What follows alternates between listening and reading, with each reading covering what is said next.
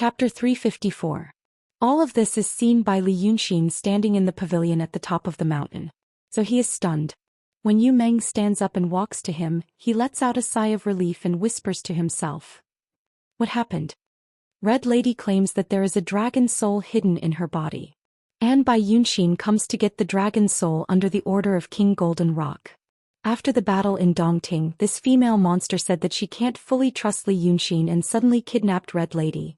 Why are these three people here now? Yu Meng frowns and stares at the corpses at the foot of the mountain for a while. He turns to look at Li Yunxin, the princess of Dongting. You've seen her. In the school of the Emperor Star in Mount June. The daughter of Lord Dongting. Li Yunxin takes a deep breath. What the hell, who is it? He could clearly hear Red Lady's delicate shout. Li Lang was undoubtedly referring to himself. But it seems that someone told her that she was caught by Jin Guangzi and brought to the Wuxia sword sect. Who did it? Yu Meng also takes a deep breath. But he stares at the woman in white by Yunxin. Demons. He whispers, thousands of innocent lives. If it was in the past. Li Yunxin is silent for a while. She did it to draw out the people of the Wuxia sword sect. But she is indeed a demon. She was too lazy to think about it, so she went directly to the gate town of the Wuxia sword sect and killed people on the street. Dao Tong also burned the whole city of Weiqing. Including your family. The pot calling the kettle black. Today it is not the Dao Tong and Kenzo in the past. It is a disgrace to these two words. Yu Meng swings his sleeves angrily. He is now a mortal, so he has the feelings and thoughts of mortals. Although he keeps saying that he doesn't want to get involved in the disputes of the world, he still cares about these things. Li Yunxin only glanced at him, then turned to look at the three demonesses at the foot of the mountain. The swordsman sent by the 5-mile sword sect to Little Rock Canyon had already flown away on his sword light. The three girls were still standing in the deathly silent market square. The master and the servant were still eating people's tender hearts and livers. As for Red Madam, she remained silent and only looked in the direction of 5-spark sword sect. A silvery bell-like laughter could be faintly heard from the top of the mountain. After watching for the time it took for half an incense stick to burn, Yu Meng suddenly sneered, "Don't you realize that this is a good thing? You told me to disguise myself as a Freemasonry elder so that you could sneak into the 5-sword sect to kill Jin Guangzi.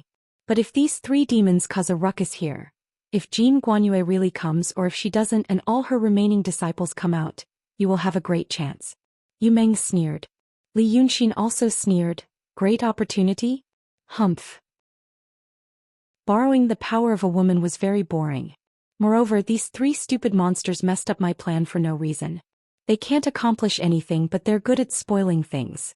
After saying that, he clenched his teeth. I'm going to drive them away. He was about to leap out of the wooden pavilion. However, Yu Meng grabbed his wrist and said, "Wait." Li Yunxin frowned and turned to look at him. "What?" "I think it's your heart that can't bear it." Yu Meng let go of his hand and put his arm into his cloak. The days of autumn were short. At this time the sun was gradually tilting to the west. There was a slight reddish-orange color in the sunlight, and the chill gradually crept up from under their feet. But you have to know that although you're a demon now, you used to be a human. They, on the other hand, were true demons. It's not like I haven't seen human and demon falling in love before. Yu Meng smiled. None of them had a good ending. The demons' feelings come and go violently. This year they make vows of undying love, more lingering than any secular couple. But next year they get angry and turn around to eat their husband and wife alive. To them humans are nothing but playthings. Li Yunxin sneered. What are you trying to say? The female demon in red seems to have feelings for you. Yu Meng said in an unquestionable tone. But either you're being used now or this love won't last long. Why do you have to think so highly of yourself? Li Yunxin suddenly got angry. He raised his eyebrows like a cat whose tail had been stepped on. He shouted, "Bullshit. You're the one who has feelings. You're a few thousand years old, yet you can do it to two lowless. You're shameless to the extreme." Yu Meng frowned. Lowless? What the hell? But then he shook his head and smiled. I do have feelings. How about it? I'm much happier than before. Don't you have feelings? I don't want to talk nonsense with you. Li Yunxin grunted, got up and was about to fly away. But just as he was about a foot in the air, Yu Meng grabbed his hand and pulled him back down. Yu Meng said that his injuries were serious. This was not an exaggeration. 10 days ago, Li Yunxin was first blasted by the heavenly thunder jointly launched by the three sects on Mount June. Then he had a fierce battle with Qing Kongzi. Before the injuries on his body had healed, he encountered the golden light beam. He was pierced by a group of sword cultivators who were good at fighting. Then he was blasted down from the sky by the golden light beam with the glazed sword heart. If it was a normal true realm demon, he would have gone to see Black by Yanjun if one of these things happened. But he relied on the strong body of the dragons and the art of painting to survive. Then he killed until the sky was dark. But even so, he was extremely weak at the moment. Yu Meng pulled him like he was pulling a kite in a strong wind. Li Yunxin didn't stand firm when he landed and almost fell to the ground. He was furious.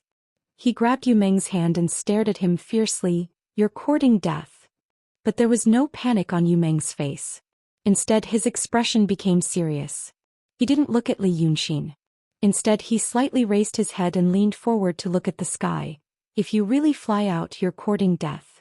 After saying this, he shook off Li Yunxin's hand. "A profound realm has arrived." Because of this sentence, Li Yunxin was stunned. But after 3 breaths, he suddenly jumped up. "How did you know?" "A Kenzo profound realm." Yu Meng slightly frowned and narrowed his eyes, as if he was comprehending something subtle and hard to grasp. "He is cultivating the way of rushing sword." "Oh, it's a method I created before. The way of rushing sword goes against yin and yang to rush to the sky. Look at the sky." After saying this, he clasped his hands behind his back and took a step back.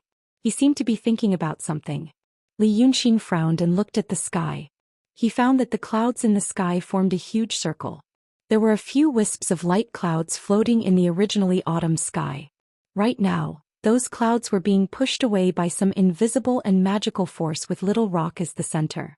They retreated to a very, very far away place. And only now did Li Yunxin notice that the whole world had become quiet. This meant that the sound of the wind had disappeared. Because the sound of the wind had disappeared, the trees also stopped shaking. The trees no longer shook and the whole city was silent. Li Yunxin gradually began to feel stuffy in his chest and a slight palpitation. It was as if there was a very important decision waiting for him in front of him that would affect his future. He realized that this feeling was called coercion. He had experienced it once at Shinryu's place, but he didn't know if it was because he was too injured or too weak. This Kenzo profound realm swordsman mentioned by Yu Meng hadn't even appeared, but he already gave him a more imposing coercion than Shinryu's. As a great demon of the true realm, he could feel this almost tangible pressure, let alone a city full of mortals. No one dared to make a sound. They had all become trembling ants. Yu Meng's voice came from behind him. It was very low, as if he was afraid of disturbing something. "He probably came to put out the fire and happened to pass by here. Or he came to search for you and saw the demon aura in the city and rushed over.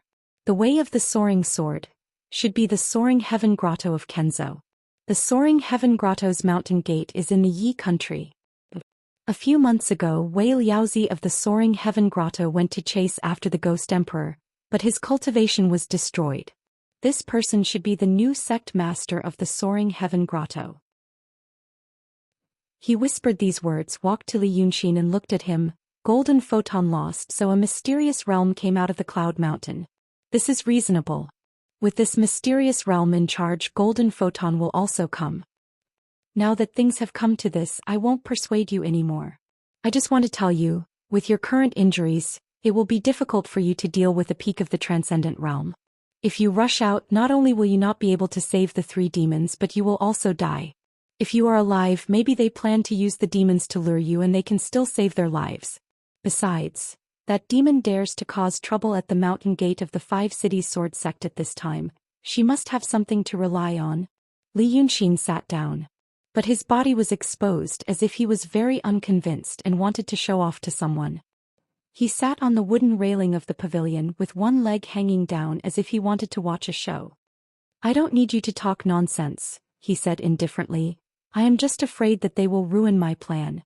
With the current situation, only a fool would run out." After saying this, he was silent for a while and then said, "Bah, it's not like I haven't seen a mysterious realm before." Then he looked up at the sky as if trying to find where the swordsman was hiding. Seeing his behavior, Yu Meng shrank back into the pavilion, back into the shadow. leaving only his feet in the sunlight. How many mysterious realms have you seen? You have seen the mysterious realms of the demons. But you are dragons and you are born with the power of dragons. If you see the ordinary mysterious realms of the demons such as Lord Dongting or the Evil King, you won't feel too much pressure. If you see the mysterious realms of the dragons, you will feel a sense of intimacy. You have also seen Kun Wuzi of the Langya Paradise. Yu Meng paused for a while. Kun Wuzi was to you at that time like you were to the swordsman who just escaped with the sword light. Do you think he is a threat to you? But his attitude towards you is quite polite. Can you guess why? Li Yunxin snorted. If you have something to say, just say it. Yu Meng was silent for a while and then said in a low voice, I don't know what is happening on the Cloud Mountain now. But at that time the 36 paradises and the 72 sects all had the difference between inside and outside. Actually, it is the difference between hiding from the world and entering the world. This 5 Dragon Sword sect, the sect that chased after you, and the Langya Paradise, are all considered to have entered the world. To you they may still be experts living in seclusion, but within the Daotong Kenzo, they are already entangled with worldly affairs. They often deal with worldly affairs, so they are more or less infected with worldly affairs. The reason you can use worldly schemes to deal with Yunzi and Kun Wuzi is because they have entered the world and know about worldly affairs. But they also disdain to study worldly affairs. So you can play them in the palm of your hand. But this soaring heaven paradise, Yu Meng said in a low voice, is not a worldly affair.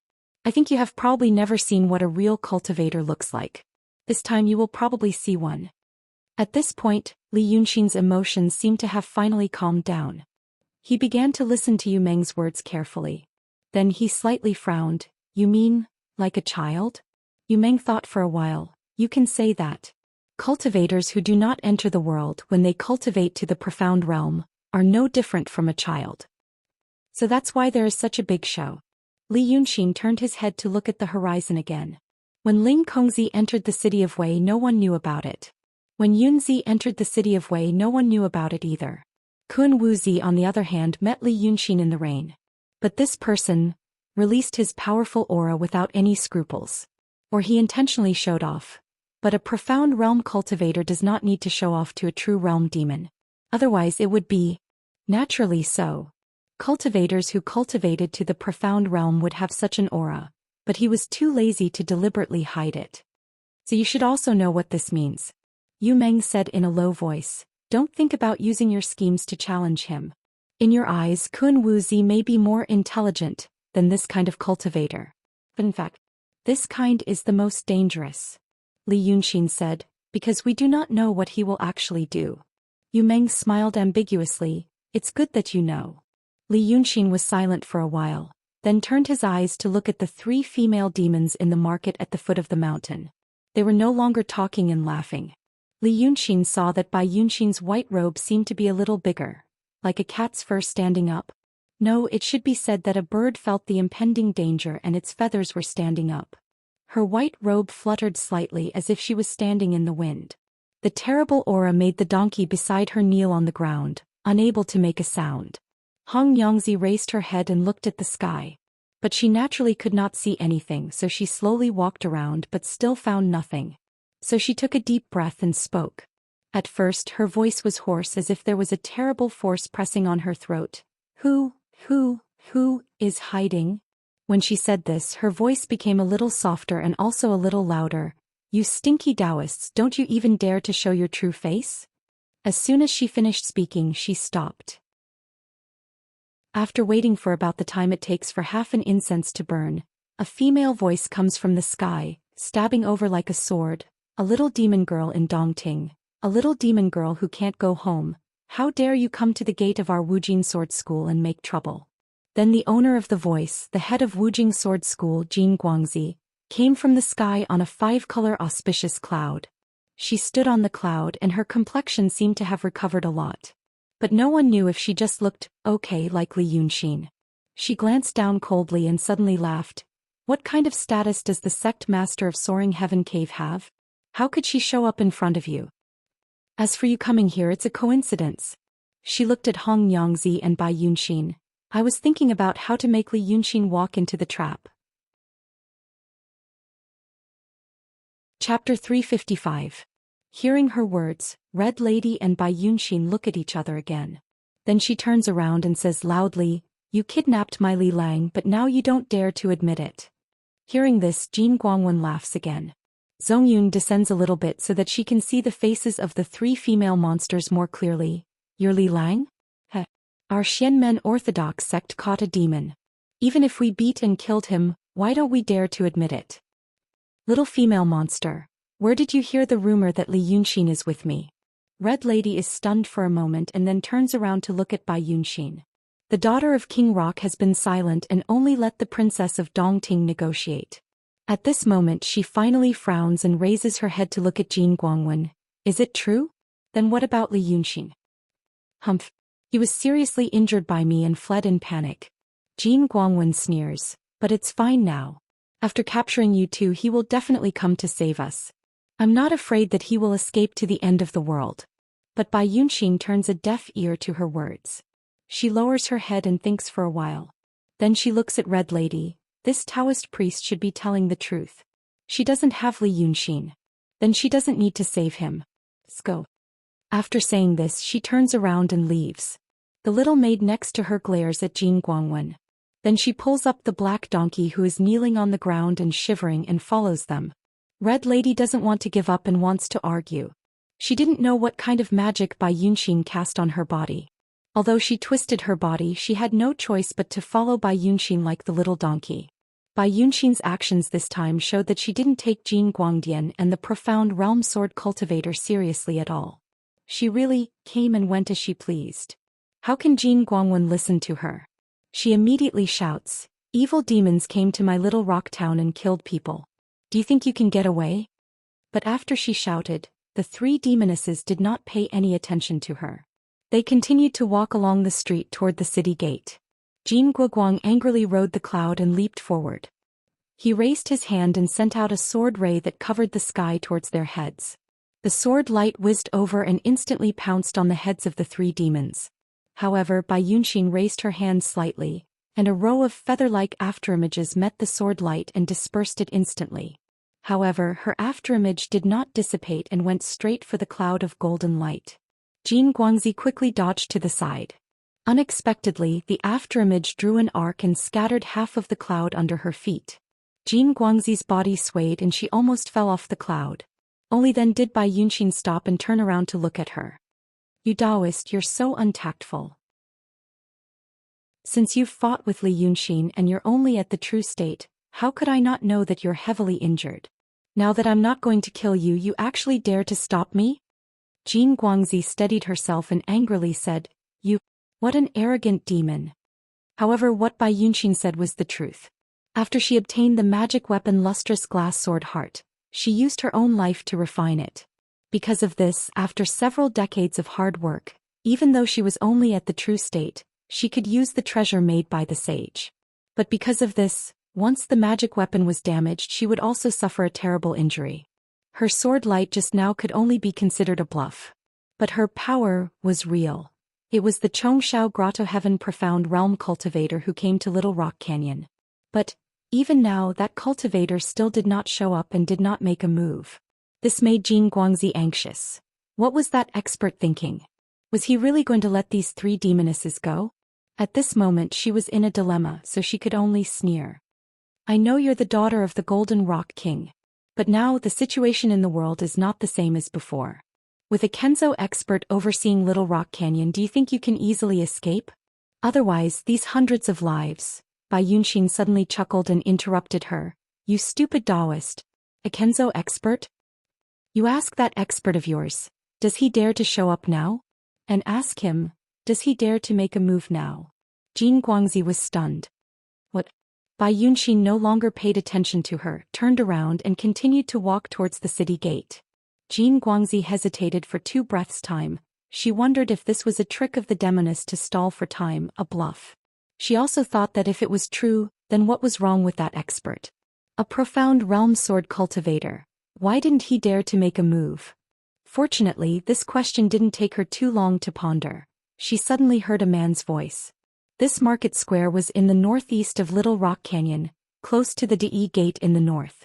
Bai Yunxin was walking towards the city gate. In fact, she was only a dozen steps away from going out. The voice came from outside the city gate. Golden Rock Princess said that if that guy dares to make a move, I will kill both you and him. Then a tall and sturdy man wearing a golden robe and a golden silk crown slowly walked in from the city gate. He had a pair of deep blue eyes like two bottomless pools of water. Jin Guangzi frowned. She didn't know when this man had appeared outside the city gate. This meant that this man either had an extraordinary escape technique, or his cultivation level was far higher than hers. This thought came into her mind, and then she thought of the way he called himself, I. Jin Guangzi's expression became serious, and she slowly stepped back on the magic cloud under her feet. At the same time she stared at the man. Could it be that you are a neighbor of my 5 dragon sword sect in the Yi country? The man smiled. His voice was deep and powerful, but everyone could hear it clearly. Does a small sword sect deserve to be my neighbor? If you want to talk about neighbors, I think the Soaring Heaven Cave might be qualified. It's just that Wei Liaozi, that old bastard, has already been crippled and now he's supporting a little kid to become the sect leader. Speaking to this point, his voice suddenly became louder and he shouted, "Little kid, you've come to my fief as a guest and you still haven't shown yourself."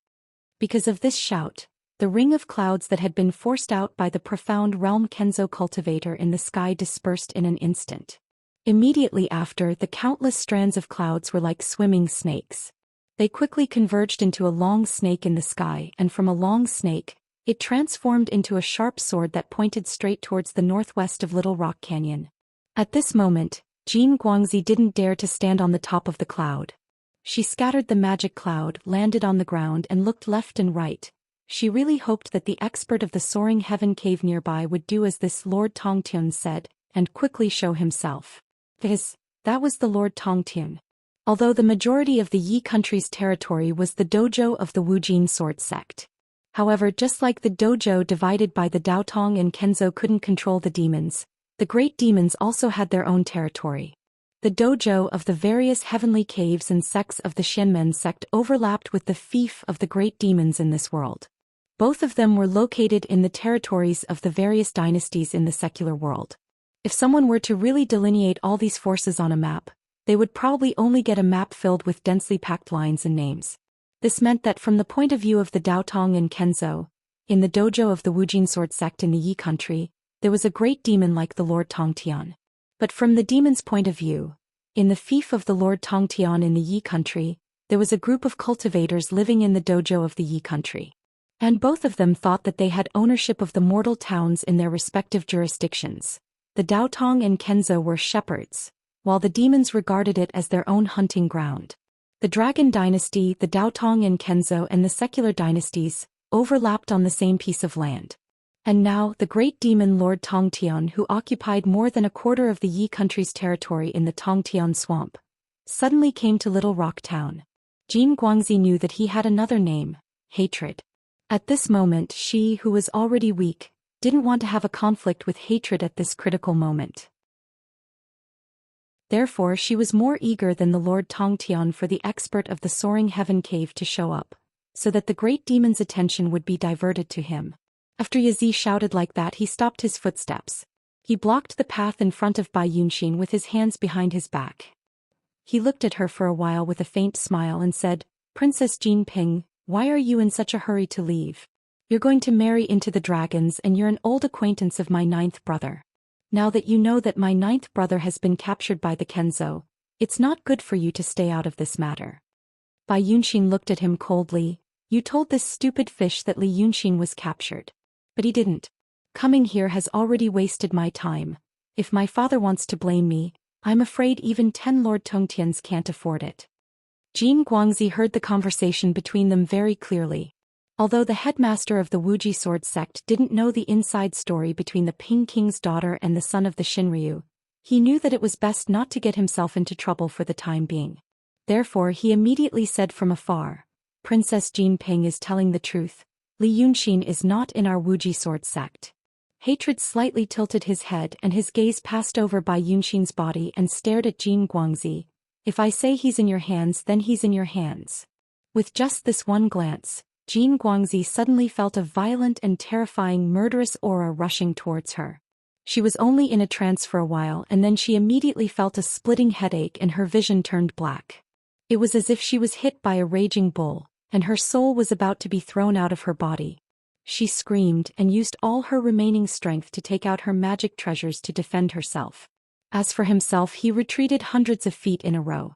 Then he heard those magical treasures exploding into balls of mystic light in the air.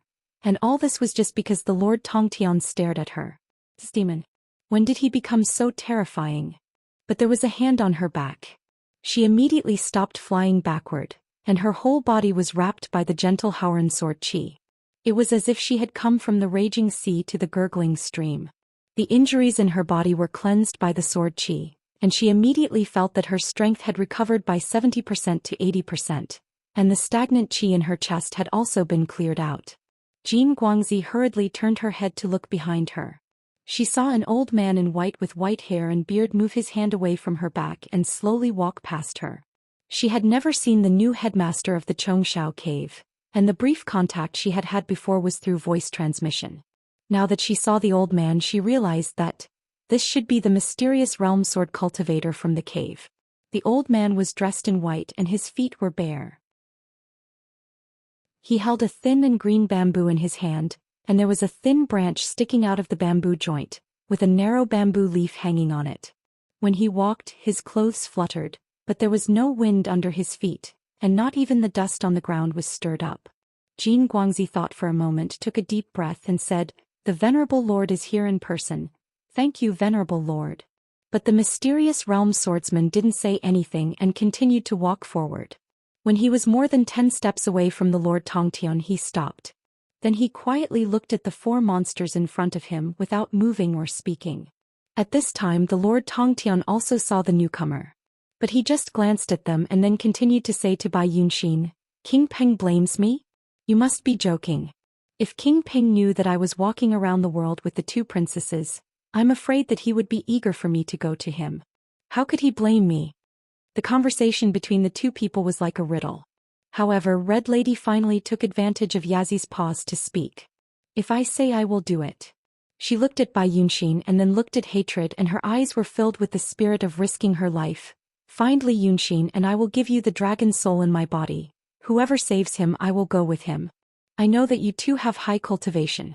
But my dragon soul was sealed in my body by my father with a secret method of the Shinryu. I can scatter the dragon soul with me with just a thought. If you too, don't worry, little girl."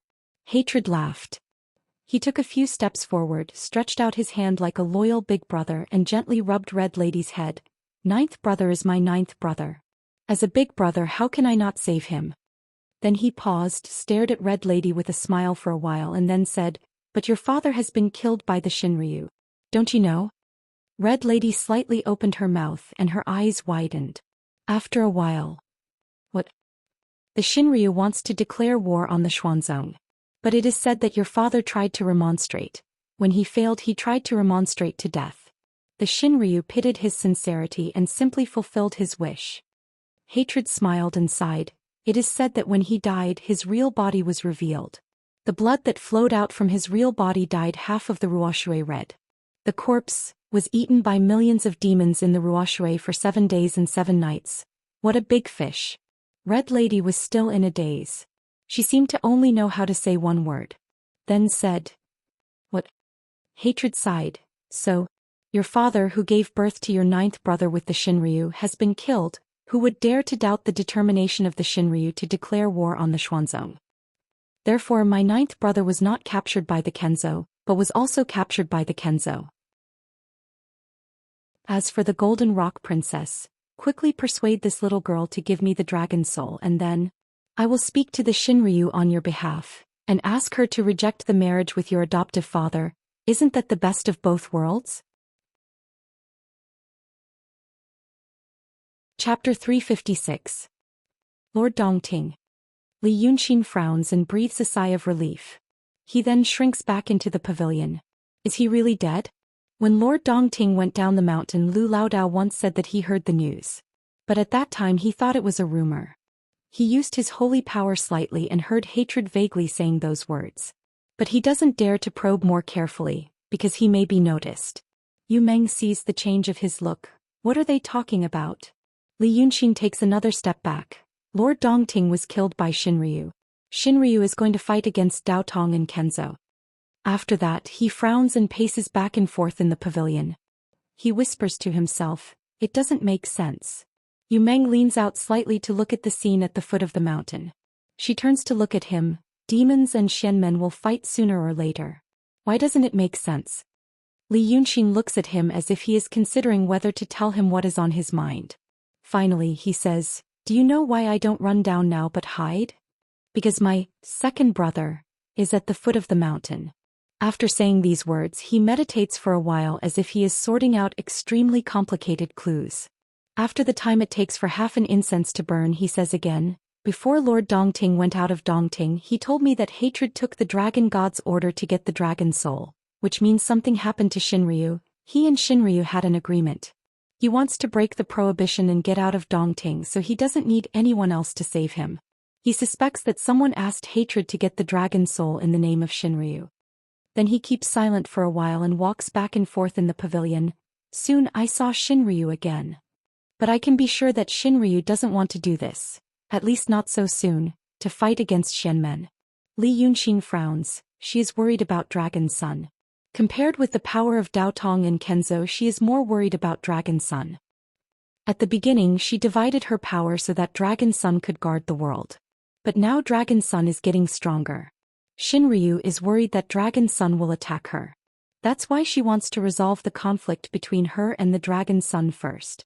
She chose to settle the internal conflict. She can even win me over. I can't think why she is so anxious. Yu Meng says, isn't that the reason? When she is still a deterrent, she asks Dragon Sun to fight against Dao Tong and Kenzo. Once Dragon Sun dies, she will have no pressure. Even if Dragon Sun wins, they will lose a lot of strength. And she is still the common master of all monsters in the world. But will you kill Lord Dongting at this time? Li Yunxin turns to look at him. Lord Dongting has been guarding the dragon soul for Xinryu and stayed in Dongting for 2,000 years. This kind of loyalty is rare in the secular world, not to mention monsters. If Xinryu wants to restrain Dragon Sun, she should gather the power of other monsters. But now Lord Dongting is killed. Who dares to work for her? Yu Meng thinks for a while. Well, it's a bad move. It's not a bad move. There must be an inside story. Li Yunxin says, "Xinryu is not like a fool. Lord Dongting is not stupid either, and he told me that things have changed. So." He takes a few steps forward and looks down the mountain. "My second brother is not stupid either. He knows Xinryu's mind, and now he has become the vanguard. It is also a good choice to strengthen his strength in the war. It just depends on who is more scheming and clever." Yu Meng nods. So I can't show up." Li Yunxin frowns. "He didn't kill me before because Xinryu is still there. Now I don't know what happened to Xinryu, but I have to prepare for the worst. If Xinryu is gone, he will swallow me if I show up now." Each of the 9 dragon sons wants to combine the 9 portions of dragon chi into one. They even want to get the true dragon's portion and the Dongting's portion. Li Yunxin sighs. "I am the most delicious piece of meat now, he must come for me." After saying this, he is lost in thought. But suddenly he hears Yu Meng chuckling. At this time the sun is getting closer to the west, and the sunlight finally disappears from the pavilion. Yu Meng holds his cloak and shakes his head in the autumn wind. "I don't think so." He sits down again and looks at Li Yunxin. "Your second brother is more likely to come for Unishan." "Li Yunxin, you haven't seen Unishan yet, have you?" "I heard that it is a floating mountain." Li Yunxin thinks for a while. "It is indeed easy to defend and difficult to attack. So has anyone told you that Unishan is actually walking around the celestial sphere?" Li Yunxin is stunned. "What?" Yu Meng seems to be satisfied with his surprise. He smiled faintly. "The cloud mountain isn't just standing there and not moving. It is walking around the celestial sphere." After saying this, he continues to look at Li Yunxin's expression. However, what made him slightly surprised was that Li Yunxin only froze for a short moment. After that, his expression returned to normal. It was as if a moving mountain peak in the sky was indeed the only thing that could shock him. And then, Li Yunxin says. Yu Meng smiles. Your kung fu of guarding your heart is really amazing. And then, it is something that only the sages of the past know. There are not only cultivators but also mortals on Unishan. There are many mortals and they need food to survive. Cultivators also need to consume some materials. Although it is insignificant compared with mortals, the number is not small after a long time. So, every once in a while Unishan has to descend from the sky to replenish these materials. Yu Meng slows down his speech and looks down the mountain. They don't talk for a long time, so the demons at the foot of the mountain haven't acted yet. Hatred seems to be arguing with Bai Yunxin about something. But seeing that Li Yunxin's expression doesn't change, he knows it should not be something important. But he still looks out of the city. Little Rock is very big. At this time the sun is not as bright as at noon. A large area of land outside the city is shrouded in the shadow of the tall city wall. Some low woods and houses also lie low on the yellowish-brown field, looking like dormant demons and monsters. He takes back his gaze and lets out a sigh, but in fact it is not like this. It is just an excuse to replenish something. You should have seen what Kun Wuzi can do. It is said that he once overturned the entire Dongting. When a Xian realm cultivator makes a move, he changes some rules. So if there is really a need to replenish something, Unishan doesn't have to descend. Therefore the real reason for Unishan to descend is... He pauses and looks at Li Yunxin. Do you want to know? Li Yunxin thinks for a while. I promise you. I will save Wu Su and Lily. And I will save them as soon as possible. Yu Meng slightly tilts his head. What else? Li Yunxin snorts softly. As long as you don't ruin my business for the time being, no matter who you are or who you are being used by, I will not care about your business for the time being. Yu Meng nods silently. Then he says, because I need to rest. Unishan is driven by the huge magic circle hidden in the mountain. It is said that the magic circle was given by the Daoist tens of thousands of years ago.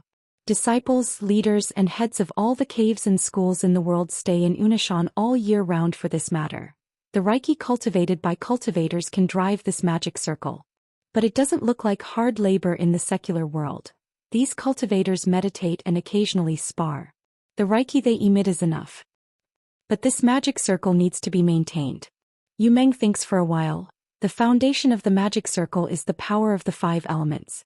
Because it stays in the sky all year round, the Reiki of earth and wood are used up the fastest. Every 500 years, it needs to descend. It doesn't need to replenish the daily consumption of food and drink but these things. But Unishan is like the last fortress to Xianmen. If the worst happens, the demons become enemies with Xianmen, then at the most critical moment they can rely on Unishan.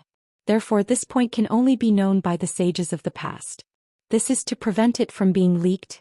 Possible enemies know that Unishan is the only weak point. Oh. Li Yunxin frowns and thinks for a while. Replenish the Reiki of earth and wood, so when you replenish these things the magic circle needs to stop working. Yu Meng nods. Yes. Tell me more. Yu Meng smiles. There is nothing to tell me in detail. The core magic circle in Unishan is enchanted by the celestials. Even the sages can't pry into it. It is a secret of the celestials, more profound than the 3 schools of Daotong, Kenzo and painting. They won't allow us to practice it. Every 100 years when Unishan falls, the soil and stones have to be transported from Yu country, and the trees can be harvested from anywhere. This process will last for about 10 days. 10 days. Li Yunxin thinks for a while. 10 days or 10 years? 10 days. Li Yunxin paces a few steps and looks down the mountain. Bai Yunxin was quarreling with Yazi, and the content was none other than the ownership of Red Lady. This was very strange. It was more like a quarrel between 2 mortals. She had slaughtered hundreds of people because she was impatient. They seemed to be stalling for time, waiting for something. He thinks for a while and turns to look at Yu Meng. Why does the soil and stones come from Yu country? I know there is a Hongling near Rong City in Yu country. Half of the men in the city are digging there. Is it because of Unishan? The earth qi in Yu country is strong. Yu Meng answers him. Hongling? That should be the case. Yu country is a crescent surrounding Pitfall Mountain. The earth qi in the whole Yu country is very strong, so it is best to use the soil and stones from Yu country. Earth qi. Li Yunxin frowns. 5 elements qi. I practice painting. But there is no such thing as 5 elements qi in painting. But the swindlers in Jianghu like to use the 5 elements to fool people. As for earth and stones to supplement the earth qi, you used to be a sage. You should know that the earth in the 5 elements is not the soil on the ground. Is there such a saying in the Daotong and Kenzo? Yu Meng smiles. Of course not. It also doesn't make sense. But you have to know that this is a magic circle set by the celestials. It is fine to fool people with a few words. If you really explain it in depth, won't you also reveal the crux of the problem? Don't worry about this for now.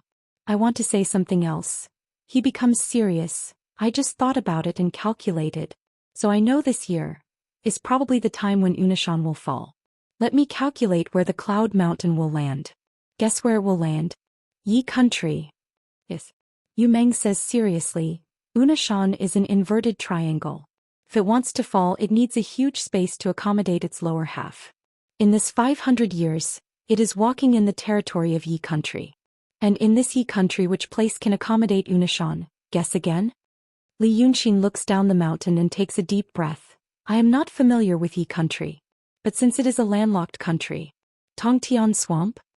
Tongtian Swamp. Yu Meng nods slightly. Since it is called swamp, there are not many deep places. However, in the depths of Tongtian Swamp, there is Tongtian Lake. It is the residence of your second brother.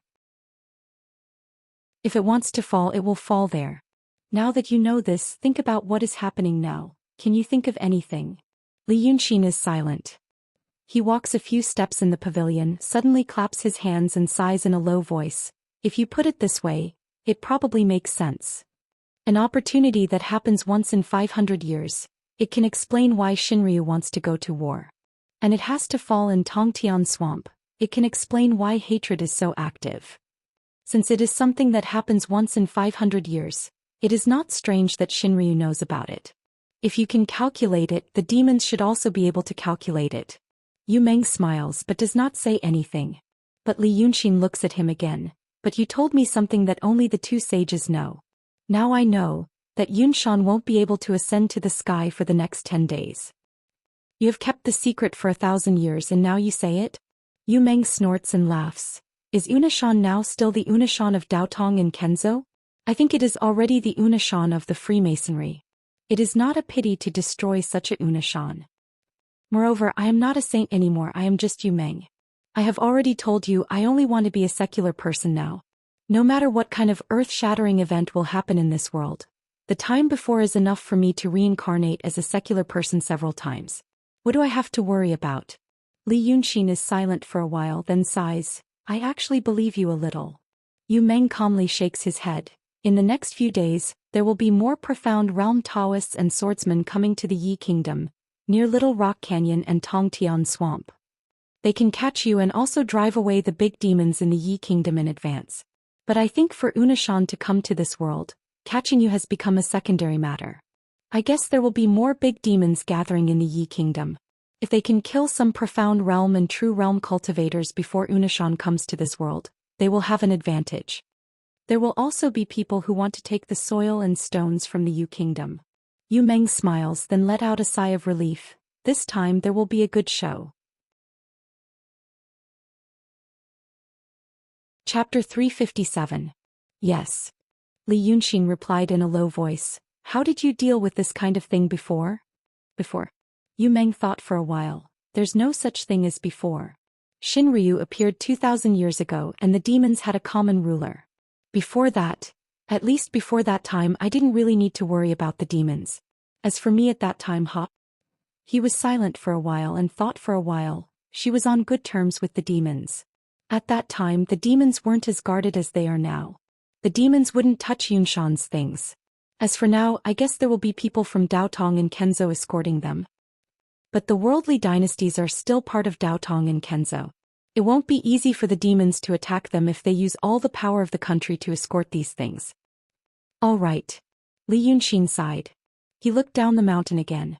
Then he frowned. Damn it. He thought that hatred would have a fierce battle with that arrogant Mystic Realm swordsman. But now that he looked down, he saw that the Mystic Realm swordsman retreated with the golden light. What kind of situation is this? It's reasonable. Yu Meng also looked down. Long sun and a true state demon and 2. Transcendent state. Mystic Realm swordsman couldn't gain any advantage, so he left. First, both sides are preparing for the final battle. Second, he doesn't have any feelings of shame.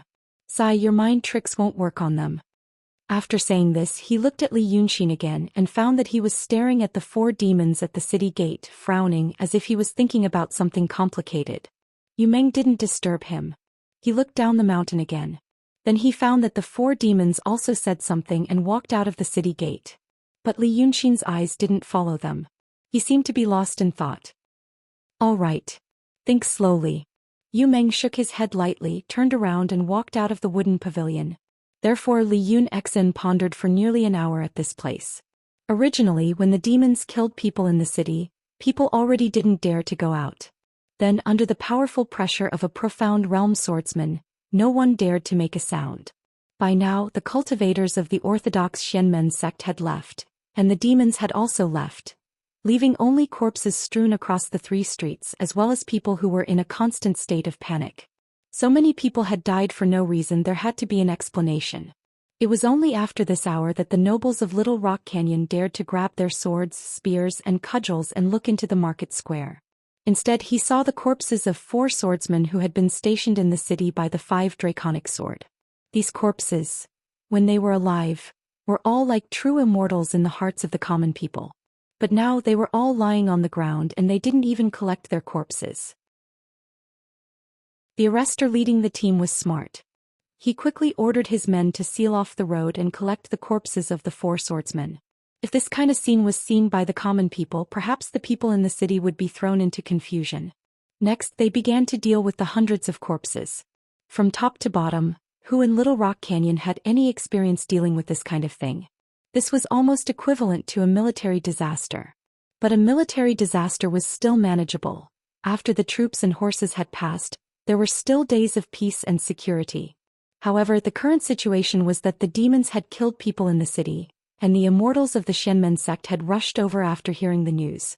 But they were killed by the demons. People didn't know the specific process, but they could imagine it from the results. Thus, by nightfall, rumors had already spread throughout the city. They said, a terrifying female demon had appeared outside the city, and had come to the city to absorb people's yang energy. This demon was also abnormally powerful, so after killing 4 immortals in the city, it swaggered off. Thinking about it again, why did the 5 draconic sword sect want to worship in the mortal world, and why did they open their mountain gate to accept disciples? It must be because they were no match for the demon in the previous fierce battle, so now they wanted to find more people to teach immortal techniques and slay demons. Although this rumor was made up by the people in the marketplace, it wasn't far from the truth. Thus, the number of people who planned to try their luck at the mountain gate of the 5 draconic sword sect suddenly decreased. Who would dare to fight a demon that even immortals who had cultivated for many years couldn't subdue? When it was time to light the lamps, many people ran out of the city. They planned to leave Little Rock Canyon and seek refuge elsewhere. But how could the prefectural magistrate allow this to happen? Those who ran out of his jurisdiction were refugees. Now, no matter what the reason was, refugees had appeared in his Little Rock Canyon, so he couldn't protect his official position. Thus, he strictly ordered the soldiers in the city to seal the 4 gates, and not let a single person leave the city. After explaining the rules to the 2 prefectural magistrates in the city, he used the excuse of going to the prefecture to report the disaster situation, to lead his people down from the top of the city wall, and escaped without a trace. After another 2 hours, it was the hour of the Sioux. Usually at this time, the streets of the city would still be brightly lit with people coming and going. But now the streets were deserted. Those who couldn't leave the city hid in their homes, and those who wanted to leave the city were still entangled at the 4 gates. The bright moon of early autumn rose, and its moonlight sprinkled on the bluestone streets, making it exceptionally deserted. In the pavilion, Li Yunxin slightly relaxed his brows and let out a soft sigh. Just like that, he thought for an hour and a half. For him, this was a very intense mental labor. And what he was thinking about was the current situation of the world as well as his own situation. The situation of the world was very chaotic. The demons, the celestial sect, the Freemasons, and the disciples left behind by the art saint. Their forces were tangled together, and there was me in you and there was you in me. Pulling one hair could affect the whole body. Many of his plans had deviated because of this complicated situation. The more complicated the background, the more variables there were. In the past, he really wanted to muddy the water and fish in troubled waters. But now that he knew more, he realized that he was in a small pond and felt that the water wasn't muddy enough. Now that he jumped out of the pond and into the big river, he realized that the Jianghu was actually a terrible turbid current. How was it not muddy enough? It was too muddy. Because of these turbid currents, the net he had set was washed away. Therefore he had to do one thing. Clear the turbid currents. The demons, the celestial sect, the Freemasons and the Art Saints' forces had to be cleared up. Only after clearing them up could the situation be clear and he could use his fists and legs. But at this moment, if someone knew what was in Li Yunxin's mind, they would definitely think that he was crazy. Because of his own current situation, he suffered serious injuries one after another. Even his realm was about to drop. Besides, the Daotong Kenzo wanted to catch him, the Freemasons wanted to catch him, and his brother's dragon son probably also wanted to catch him. Except for his own cultivation, he was almost the same as when he first entered the city of Wei. But in this situation, he began to think about clearing the turbid currents of the world. What a fool's dream. As for Li Yunxin, she had been thinking about this lunatic's ravings for a full hour. Then he smiled. At least he was not the same as when he first entered the city of Wei. At least he knew that he might be in a trap. Maybe he had broken it, maybe he hadn't. But no matter what, it must be beyond the expectation of the person who set it up. The night was getting darker, but the moonlight was getting brighter. Li Yunxin paced a few steps in the pavilion, exhaled a puff of white mist and walked out. He and Yu Meng came to the city of Little Rock on this day and checked into an inn on the mountain top. After walking along this deserted street for a quarter of an hour, he saw an old locust tree. Behind the old locust tree was the inn. However, he had only taken 5 steps when he stopped. Because he saw an ordinary peddler. He had a photographic memory, so he knew that this peddler was the one in the afternoon. He sold 2 boxes of dried fruits to Yu Meng and got a dime of silver. Then he wanted to come again, but Yu Meng was talking about the key point and Li Yunxin chased him away. The peddler was still carrying a basket with his hands in his sleeves, leaning against an old tree trunk not far from the wooden pavilion, as if he was avoiding the cold. He was young but had a weather-beaten face. Because of the cold, his face was pale and his lips were slightly trembling. And Li Yunxin heard his stomach growling. He was hungry. But such an ordinary peddler appearing here at this time was too unusual. Li Yunxin stared at him for a while and said, "What's the matter?" The peddler hurriedly straightened his body, nodded to Li Yunxin in the autumn wind and offered a humble smile. Yes, yes. I saw that Dragon King was in deep thought, so I didn't dare to disturb you." Dragon King. Li Yunxin repeated this word in a low voice. After a moment of silence, he laughed. "Are you from Mu Nanju?" The peddler was still smiling apologetically and nodded like a chicken pecking rice. Yes, yes. Dragon King is wise and farsighted and I am from Mu Nanju. Li Yunxin slowly walked in front of him. When I came to this city I scanned the area, but I didn't find any Mu Nanju branches in this city. You have great magical power to be able to find me. The peddler didn't seem to hear the danger in Li Yunxin's words and hurriedly shook his head. I don't dare, I don't dare. Dragon King's magical power is great. He survived the heavenly lightning of the 3 sects and then killed Qing Kongzi. Then he annihilated the 4 major sword sects, and even made the golden light return in defeat. Dragon King's magical power is #1 in the world. You also know this. Li Yunxin slightly lowered his head to look at him. You know this and you know where I am. Why don't you ask for credit from Daotong Kenzo and Dragon Sun? Dragon King, don't say that. The peddler laughed. We have already agreed to cooperate with Dragon King. Previously, the Dragon King was still brooding over the fact that we stood by and did nothing. This time we don't dare to stand by and watch. Li Yunxin thought for a moment and suddenly snorted, no longer paying attention to him. He lifted his foot and walked away. The peddler hurriedly carried his basket and followed, looking like an ordinary person chasing after a customer to peddle his goods. But the words that came out of his mouth were not ordinary at all.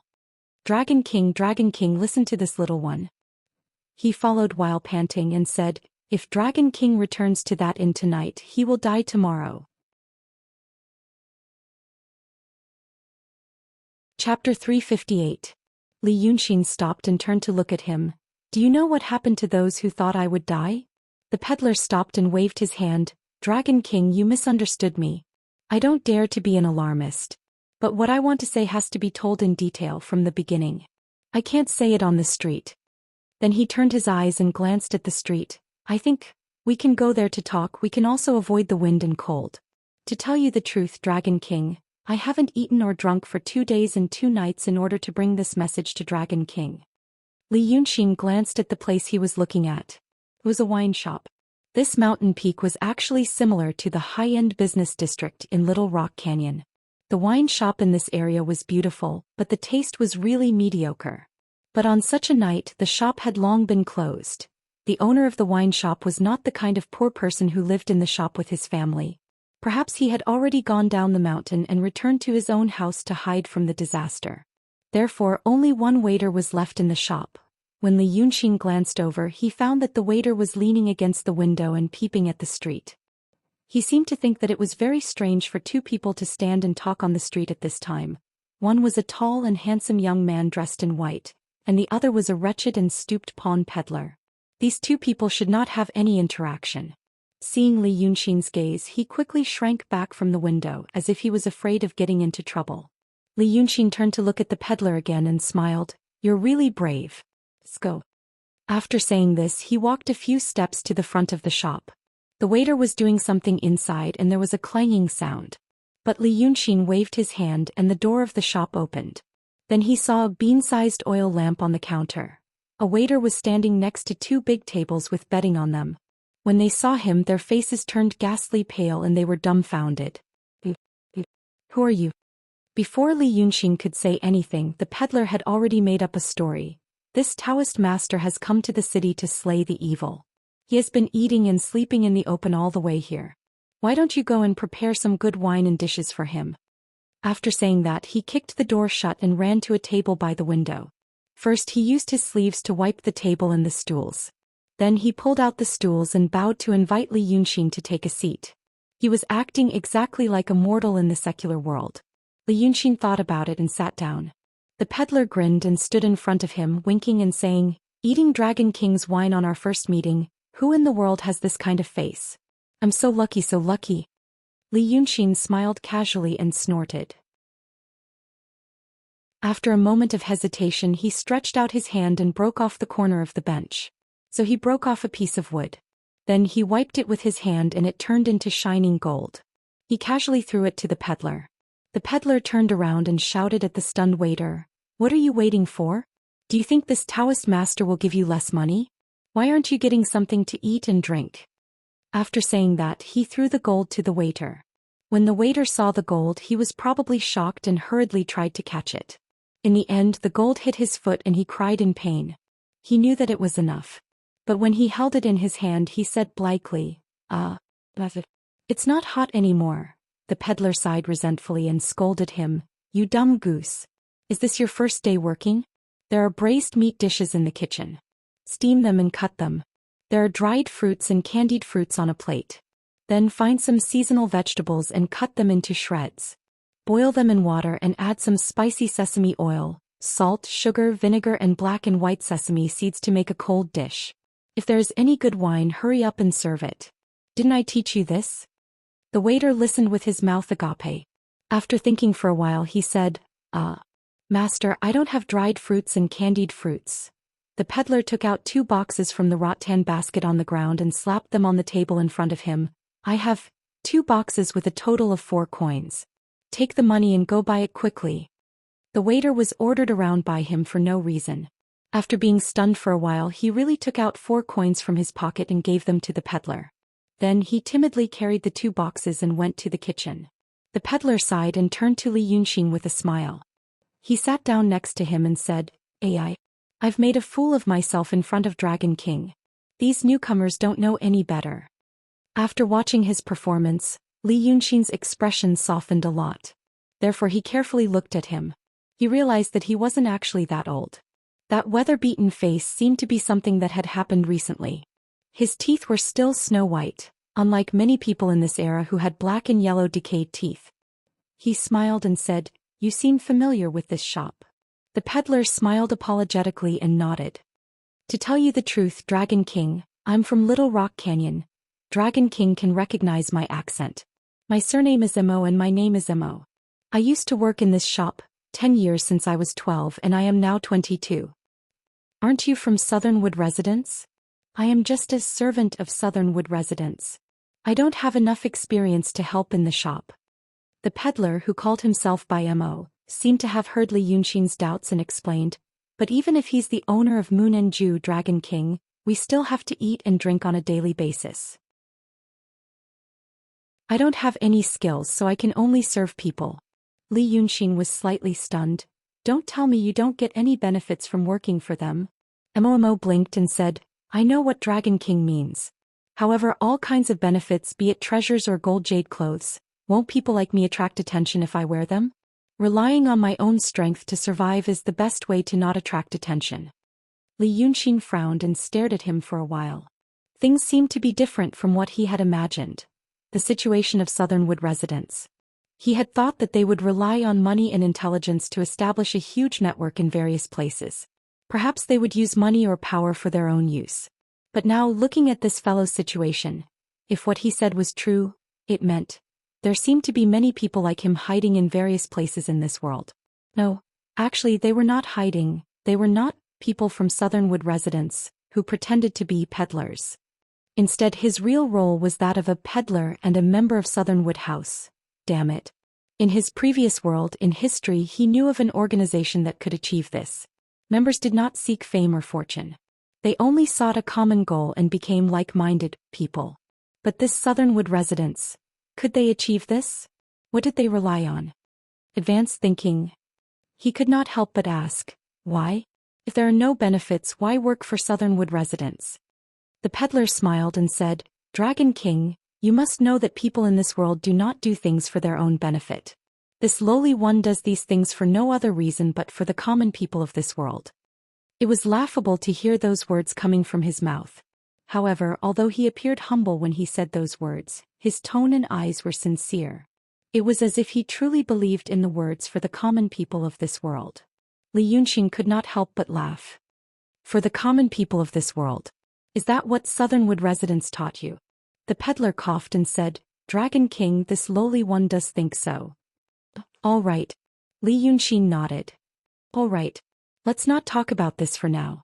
Since you are working here, why don't you do it? For the Dragon King. Kuo smiled and said, this needs to be explained from the beginning. Dragon King, please. While they were talking, the waiter brought 2 plates of braised meat. One plate was braised pig head meat. It was thinly sliced and placed on a white plate. The skin on the top of the meat was slightly yellow and transparent. When he picked it up, it trembled. He imagined that it would be very chewy when he ate it. There was no fat under the skin, only lean meat. It was fragrant. Before it was served, it had been steamed for a while. Thus, a layer of fat seeped out of the meat. The other plate was braised pig ears, cut into thin strips. The 2 strips of meat were filled with crispy bones. It was tough and soft. When eaten, it made a crunching sound. When he took a sip, the meat would melt into his mouth. There were 2 small plates on the side. One was a sauce made with pepper, Sichuan pepper, chopped black and white sesame seeds, chopped peanuts and chopped almonds. The other plate was made with top-notch soy sauce and vinegar. One plate would increase the flavor and the other would remove the grease. Li Yunxin only looked at it and said, Eat your food. Kuo declined twice more before he no longer stood on ceremony. He seemed to be really hungry. He picked up 3 pieces of braised pig head meat and rolled them in the sauce. He opened his mouth and put them into his mouth. Then he poured himself a cup of tea and put it down. He picked up another 3 pieces and dipped them in the vinegar. After swallowing, he picked up a pig ear and put it into his mouth. He chewed loudly and exhaled. Dragon King, you don't know. I am so hungry that the incense in the temple is about to be cut off. But I cut off the incense offerings in this 5 Viscera temple for the sake of the Dragon King's incense offerings. Li Yunxin did not speak. He only listened to him quietly and patiently. At this point, the waiter brought the wine. But he ran away after putting it down. Kuo glanced at him and sighed. He poured a cup for Li Yunxin and another for himself. He said, Previously in Rong City, shopkeeper Wang promised the Dragon King one thing. He said he would help the Dragon King conquer Wei River. Of course we've done it. He drank a cup of wine and his tone became faster. The Dragon King must be impatient to hear how we did it. All you need to know is that right now, every town along the Wei River has a Dragon King temple dedicated to you, Dragon King. Famous painters from all over the world have been invited to paint a statue of Qi Yan in the temple, which has a little bit of spiritual light, and then sealed it in a clay statue. As long as we consecrate it, the power of faith from the believers along Wei River will continuously gather on the Dragon King. I was still working in this shop last month. Then I was assigned to the section of Wei River that flows through Yi Country, which is about 100 miles from Little Rock Canyon, to raise money for the Dragon King's temple. He sighed with a smile. It's not easy to say this clearly, so I left without saying goodbye. Perhaps the shopkeeper waited for me for a few days, but didn't see me, so he got angry and found this silly goose. Li Yunxin said, "So you lost your job because of me?" Kuimo hurriedly said, "I don't dare to say that. The Dragon King's business is the business of the common people. But I went to build the Dragon King's temple in Yi Country, so I got the news about the Dragon King these days. At the same time, I got another piece of news. Because of this, I was bold enough to say those words of life and death to the Dragon King." Li Yunxin nodded slightly thoughtfully. "Go on." Kumo looked at the wine cup in front of Li Yunxin. "Dragon King, you're not used to this wine?" Li Yunxin glanced at the stool he was sitting on and the corner that was missing. "I don't want to drink it." Kumo also looked at the corner and smiled. "It's like this. Dragon King should know. Once your 8 brothers know that you're being hunted and almost dead, how they'll react. They'll observe for a while first. If they feel that you still have a chance to make a comeback, maybe they won't hit you when you're down. But if they feel that you've lost all hope, they'll want you to die in their hands." Li Yunxin was silent for a while. "So, you also know that Dragon Sun and the others want to combine the 9 portions of dragon energy into one." "Not only do I know this, but I also know that after learning that the Dragon King was seriously injured and the Lord Dongting died, your 8 brothers and many great demons came to Yi Country and Little Rock Canyon under the pretext of Shinryu starting a war against Xianmen. Right now, this country was almost completely surrounded by the celestial sect of wonders and the demons.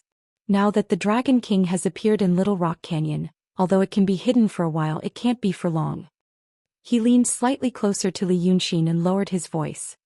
"The Daotong Kenzo and the Monster Freemasonry are looking for the Dragon King, intentionally or unintentionally. If the Dragon King ignores me tonight and spends several months to slowly recover his realm and divine power, wouldn't that be no different from death?" After saying this, the dull-looking waiter served the dishes again. There was a plate of dried fruits and a plate of preserved fruits. Baimo sold them to him. There was also a plate of vegetables that he prepared himself.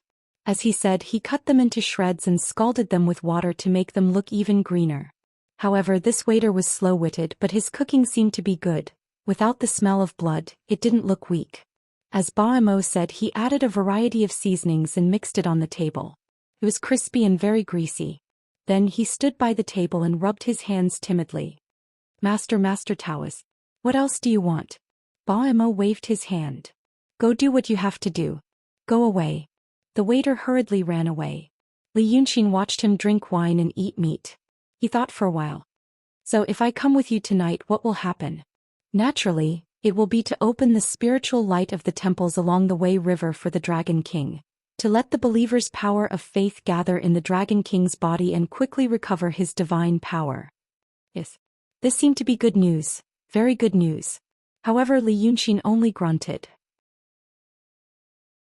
He placed his hand on the table and slowly tapped the table with his index finger.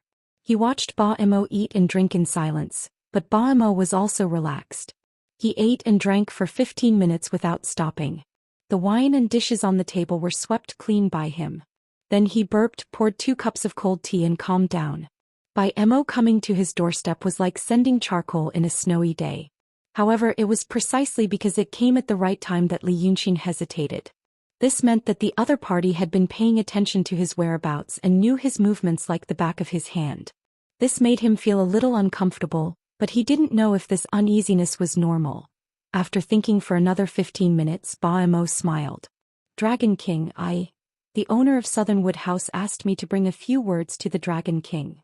Li Yunxin turned to look at him. "You only said it now?" Ba Imo smiled apologetically.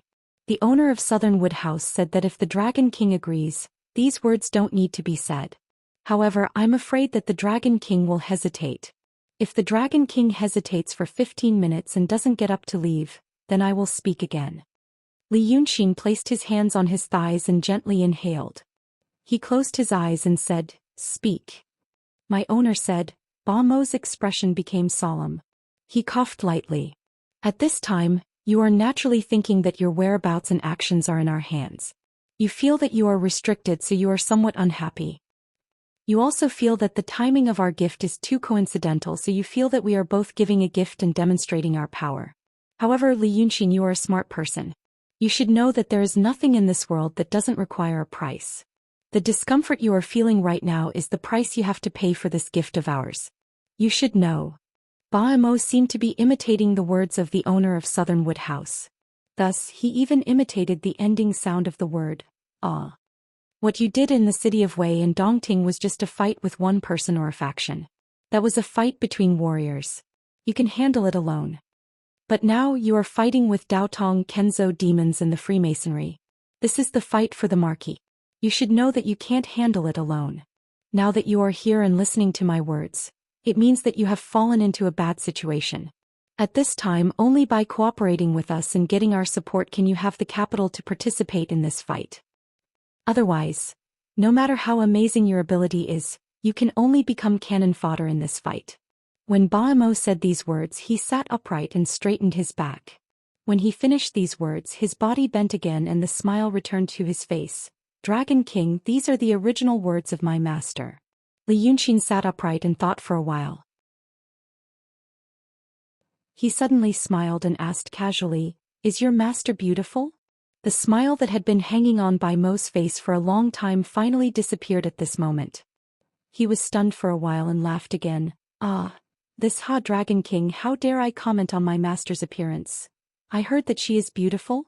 This time Ba Imo stammered as if he really didn't know how to reply. Li Yunxin stood up and shook his head. "I heard that your master is beautiful and I yearn for her." He had always wanted to meet with a beautiful woman so that they could chat about the matters of the Mount Wu and Mount Wu. But these words, she thinks they are important, but she doesn't want to tell me personally. Of course, I'm not targeting you. But asking you to pass on these words is disrespectful to me. He thought for a while with his hands behind his back and smiled. Fight of the What a good fight of the Marquis. Then he stopped smiling and looked at Ba Imo. "I promised not to go against you and asked you to subdue Wei River as compensation. You did this and we are even. Now that you have done more, I can't accept it without doing anything. The feeling of owing a favor is a very scary thing to me. So this time, thank your master on my behalf." She said that I will become cannon fodder in this fight of the Marquis then. Li Yunxin took a deep breath. "I want to try this fight of the Marquis myself. If there is another fight for the throne in the future, if she is willing to see me personally and truly treat me as an equal ally or opponent, then we can talk." After saying this, Li Yunxin looked at the corner of the bench that he had broken and turned into gold to pay. He turned and walked out the door. Ba Imo stopped smiling. After being stunned for a while, he hurriedly said, "Dragon King, this is such a good thing. Dragon King, do you really not want it? I always stay away from good things that come to me." Li Yunxin pushed the door open. The autumn wind outside brought in the chill and fallen leaves. Seeing that he was really going to leave, Ba Imo hurriedly shouted, "Dragon King, wait a moment, Dragon King, wait a moment." Then he turned and hurriedly waved to the shop assistant. Come here, come here." The shop assistant had been huddled in the corner, looking at the gold in his hand and playing with it. At this time, seeing Ba Imo see him, he hurriedly ran over. Master, do you have any other orders?" "Stand here and don't move." Ba Imo straightened his body and ordered him. At the same time he strode to the shop assistant's side and raised his hand, right hand on the shop assistant's forehead, left hand supporting his chin. Just as the shop assistant was about to ask what was going on, Ba Mo's arm exerted force. With a crisp cracking sound, the shop assistant fell down softly. Then Ba Mo rushed into the kitchen like a gust of wind and ran out again. He threw the 2 empty boxes into the shop assistant's rattan basket. Then he took out 4 coins from his bosom and threw them on the shop assistant's corpse. Then he lifted the basket and raised his head to look at Li Yunxin. Dragon King, think about this again. My master really didn't mean to disrespect Dragon King on purpose. Li Yunxin looked at him silently and then at the shop assistant's corpse on the ground. Ba Mo followed his gaze and casually said, tonight's situation is special. He will definitely remember us. Tomorrow he will know it was me when he tells the innkeeper. We will attract attention. But Dragon King, please think twice. Dragon King cooperating with us is not only for Dragon King himself, but also for the well-being of the people in the world. However, Li Yunxin stared at the shop assistant's corpse on the ground for a while and suddenly laughed softly. Ba Mo didn't know why he laughed. However, Li Yunxin laughed and shook his head. He strode out of the wine shop and onto the street. Ba Mo hurriedly chased after him. However, although Li Yunxin seemed to be walking slowly, his speed was extremely fast. In just 2 or 3 breaths, he disappeared at the end of the street. Afraid of alarming the people on the street, Ba Mo didn't dare to shout loudly. He could only run a few steps silently and finally gave up. On the long street, the night wind whimpered. In the wind, he heard Li Yunxin mutter something. He didn't hear it very clearly, but he felt that it might be a sentence without any rhyme or reason. Ah, so damn evil.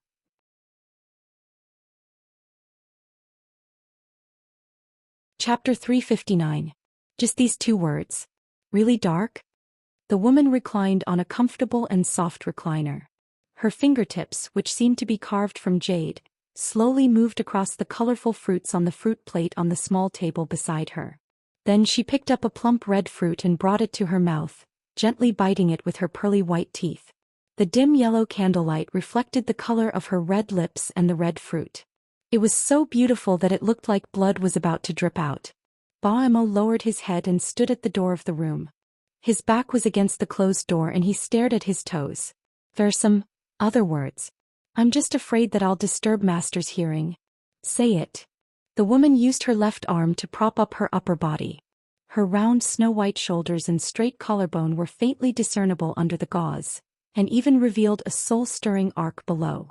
In this quiet and warm room, Ba Mo heard the rustling sound of the soft material of the clothes. He could imagine how beautiful the body under the material of the clothes was. But as soon as this thought appeared in his heart, he immediately extinguished it. He felt ashamed that he had thought of this. This made his breathing heavier. He bit the tip of his tongue hard as a punishment and then tasted blood in his mouth. Then he controlled his breathing and said as calmly as possible in a low voice, "What he said is, really King Dark." The woman was silent for a while and then she burst out laughing. She sat up from the recliner, and like a young girl in her budding years, she put her feet together and put her hands on the chair obediently. Yes, this is what he should say. Her mood seemed to improve. So she reached out and picked up a half-peeled pomegranate from the fruit plate. She tilted her head slightly to pick up the pomegranate seeds, and her black hair cascaded down the side of her face like a waterfall. She picked up 3 or 4 seeds and threw them on the table. She seemed to be talking to herself. So he's still staring at the corner of the chair? Ba Mo waited for a while to make sure that the woman was talking to him. So he lowered his head again. Yes. But I don't understand. Sigh. The woman sighed softly. Her breath smelled like orchids. If you could understand, you wouldn't have killed that person. Cold sweat immediately seeped out of Ba Mo's forehead. His chest felt tight and his heart pounded. He felt sweat on his back, hot and itchy, as if he were being pricked by countless tiny needles. I did it wrong. I did it wrong? He said quickly in his mind. Why? Where did I go wrong?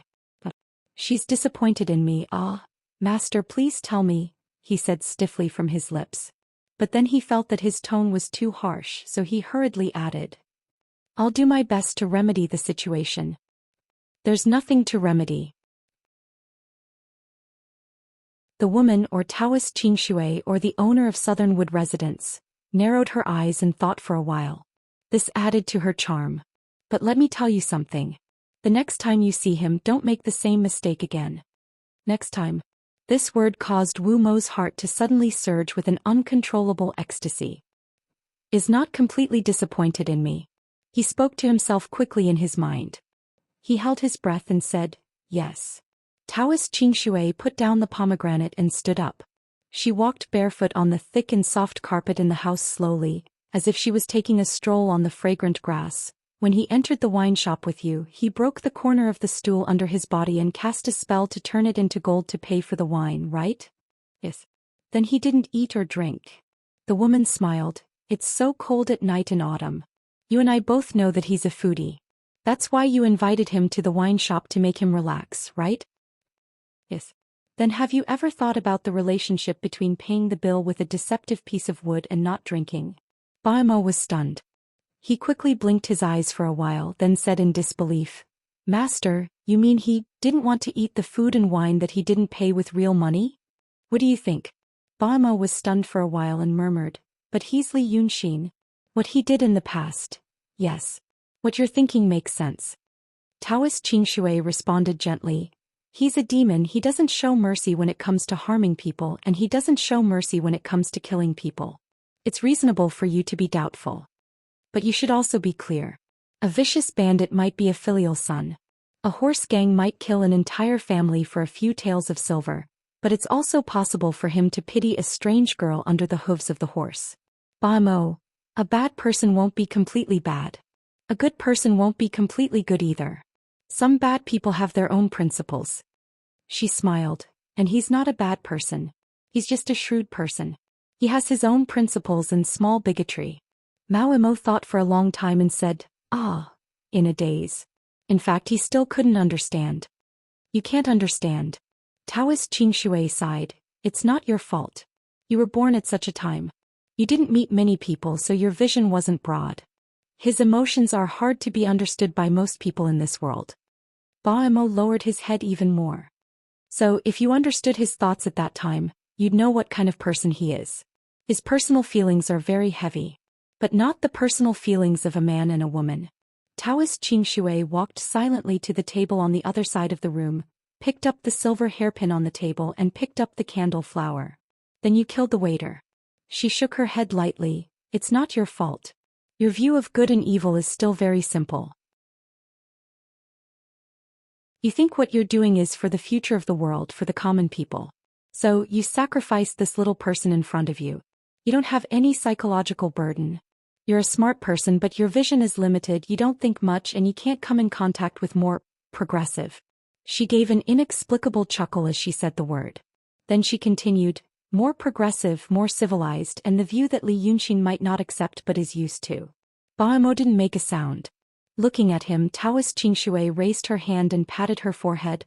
Oh, you're getting more and more confused. Then let's put it this way. Li Yunxin thinks that demons don't treat humans as humans. He thinks that Daotong Kenzo doesn't treat humans as humans either. He thinks that the Freemasonry doesn't treat humans as humans either. Now that he sees you again, you say that you're doing it for the common people, but you don't hesitate to kill. He naturally thinks that Mu Nanju doesn't treat humans as humans either.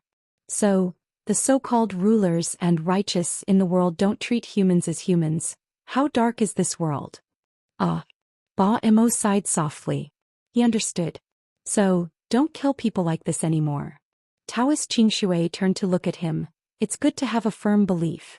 But to do evil in the name of faith, isn't that a cult? Baimo bowed to the ground. I'll listen to Master's teachings. However, Taoist Qingshui didn't ask him to get up. She only asked him to continue bowing and put the silver hairpin back on the table. But he doesn't blame you for not wanting our help. No matter how careful you are, as long as he has that intention, he will still leave. This Li Yunxin is very arrogant. She smiled and shook her head as if feeling helpless for a young man who didn't know the immensity of heaven and earth. In fact, in terms of age, Li Yunxin had only lived for a total of 16 years in this world. He was considered a proper young man. But to be arrogant at this time is willful. She thought again and seemed to be talking to herself. He thinks that he can rely on his own ability. Under such circumstances, I'm afraid that even if he doesn't die, he will lose miserably. Baimo maintained the posture of bowing down and said with difficulty, I will go to him again tomorrow, to make up for my mistake. No need. Taoist Qingshui straightened his arms, put his hands behind his back and took 2 steps. It's time to let him know the reality. It's time to let him taste the feeling of a crushing defeat. This time we helped him in his hour of need, but he didn't want it. So, let's wait for him to help him in his hour of need. At that time we will really save his life and he will want it. As for now, Let's open up his temples. Taoist Xianxia blinked. We said that we will help him conquer Wei River, so these temples will also be included in the agreement. He wants to be clear about his own interests, so do we. Then, I can slowly watch the show to see how his pride is slowly worn down in the difficult situation. Think about it, it's also very interesting. Taoist Xianxia showed a mischievous smile on his face. He wants to be an equal ally with me. He is really an imaginative child. When Li Yunxin returned to the inn where he and Yu Meng were staying, the lights inside and outside were almost out. 2 waiters were keeping watch in the corner with a small oil lamp, but they looked very nervous. It seemed that they would not be able to sleep tonight. So he did not show himself. Instead, he used some of the demon power that was very precious to him to transform into the body of Yin's spirit and pass through the door. Their room was on the 3rd floor, facing the cliff on the side of the small stone mountain. There were only 4 rooms and they were all booked by Yu Meng. When Li Yunxin arrived at the corridor on the 3rd floor like a gust of wind, he saw Yu Meng holding a candle and looking into his room. He appeared behind Yu Meng and asked in a low voice, "What are you looking at?" Yu Meng's hand trembled slightly when he suddenly heard such a voice behind him, and the candle swayed for a while. Then he turned around and saw Li Yunxin. He let out a sigh. "I came to ask you, what are your plans for the next few days?" Li Yunxin could vaguely hear the sound of the guests walking on the floor, coughing and spitting. He pushed the door open and said, "Let's talk inside." In this era, even the best inns were not good at soundproofing. The 3rd floor was mostly made of wood. According to the standard of his previous world, it was like a window paper. The 2 entered the door. Li Yunxin drew an oval, a semicircle and a line in the air. Then a small oil lamp fell on the table with a clang, whirled twice and lit up. The oil lamp he drew was much brighter than the candle in Yu Meng's hand, and there was no smoke. In an instant the room was as bright as day. Yu Meng looked at the candle in his hand and blew it out. Then he slightly frowned. "Better not use your demon power. You are a Yin god. Once your demon power is exhausted, your realm will drop." Li Yunxin only smiled and walked to the bed. He didn't put a quilt on it and sat cross-legged on it. Looked like he was going to breathe and adjust his breath. Yu Meng sat in front of the table and thought for a while. "I'm not trying to rush you. I also know that it will consume a lot of demon power for you to use the method of turning illusions into reality. But I don't want them to have magical bodies. I just want them to be strong and ordinary people. So I'm asking you, what are your plans for the next few days?" Right now, the demons and the people from the Celestial Sect have arrived near Little Stone City. Yi country will soon become the battlefield of the world.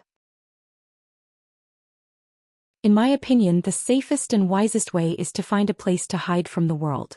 You should adjust your breath and recover your demon power. Then we can make a long-term plan. Then tomorrow I will go to my second brother's place.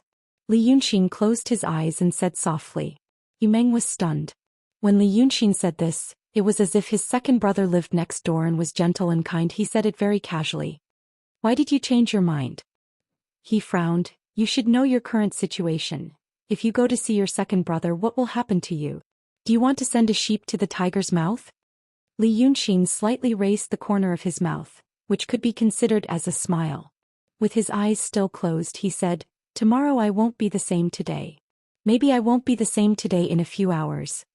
After saying these words that sounded like a riddle, he calmly began to regulate his breathing. Yu Meng thought for a while and stood up. "You said that tomorrow your demon power will recover." "A little," Li Yunxin said. "You thought for a whole night outside, and thought of a way?" Yu Meng sounded a little surprised. In fact, anyone who heard this news would be surprised. A true realm demon who was seriously injured and had almost used up all of his demon power could recover in one night. If he didn't know Li Yunxin, he would think that Li Yunxin had gone crazy. "Yes, I thought of a way," Li Yunxin said lightly, "but my way needs more time, more twists and turns, and is very risky. But tonight someone sent me a good thing." Then he told Yu Meng about the good news, that he could tell her in detail. Yu Meng frowned and thought for a while. "You mean, you rejected it? But now I feel that they will definitely consecrate your Dragon King temple at the Wei River to help you recover your demonic power. So, you gave up on the method you had thought of before and decided to use this more convenient method." "Yes. You can understand it that way. Since you have accepted it now, why did you reject it before?" Li Yunxin smiled. It's a matter of attitude, of principle. As for accepting it, it's because I'm not a stubborn person. You can actually say this in such a dignified way. Yu Meng was silent for a while. Fine. That means this is only your speculation. And based on this speculation, you told me that you will meet your second brother tomorrow. However, he had never thought about what if his conjecture was wrong. For example, the owner of Southern Woodju will take away your Wei River in a fit of anger? It shouldn't be wrong. Li Yunxin shrugged. I think I can guess what she is thinking. You have to let me calm down. I have to use my snow mountain and ocean of qi. If she opens the temple and the power of wish rushes in and hurts my meridians, it will be troublesome. Maybe it was because of the two girls Yu Meng became a little impatient. He frowned. I mean, if you guessed her thoughts wrong, you should have a second plan. Now is not the time to take risks. Li Yunxin suddenly opened his eyes. So Yu Meng stopped talking. He saw a flash of golden light in Li Yunxin's eyes. And at this moment a subtle change happened in the room. It was as if there was an invisible force coming from afar, from the cracks of the window, from the door, and even from under the carpet. Then it merged into Li Yunxin's body. Yu Meng had a feeling. If the Li Yunxin of the past few days was a jar that looked fine on the outside but was actually empty on the inside, then at this time, there were thousands of tiny streams of water converging into this jar. He opened his mouth slightly. Li Yunxin smiled calmly. I have said. I think I understand what she is thinking. She also understands me.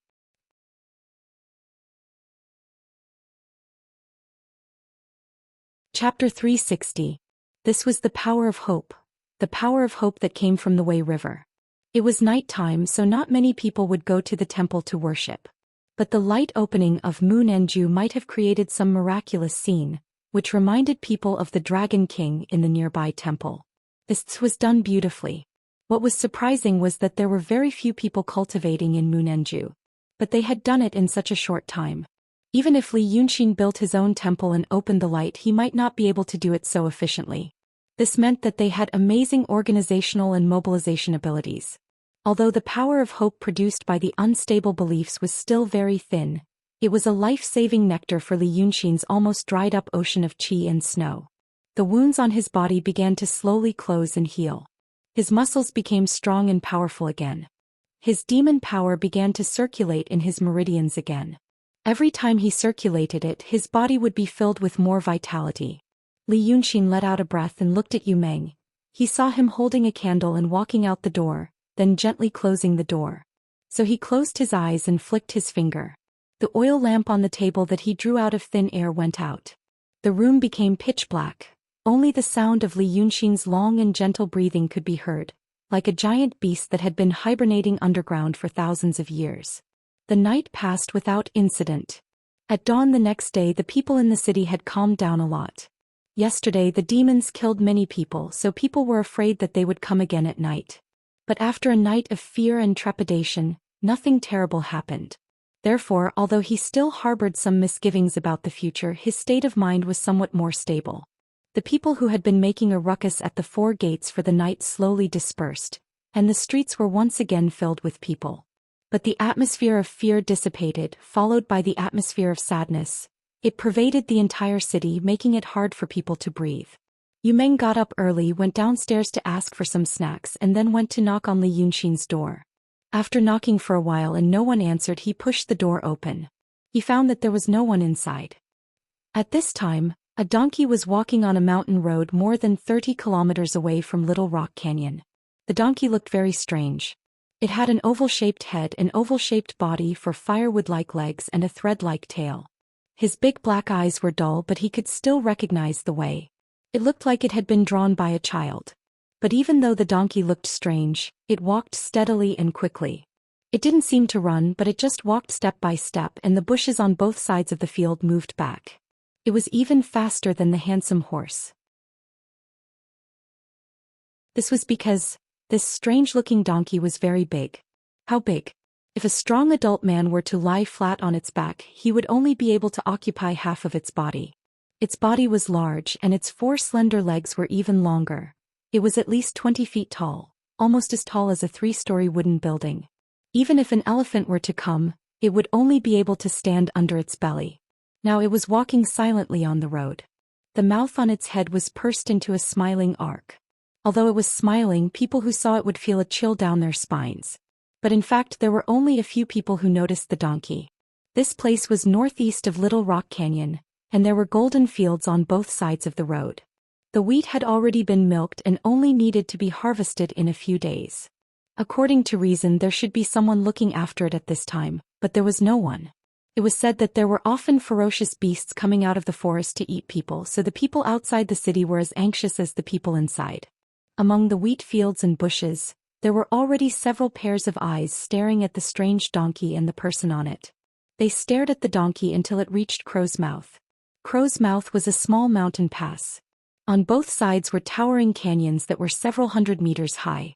Standing at the foot of the mountain and looking up, they felt that the cliff was so steep that it seemed like it would collapse at any moment.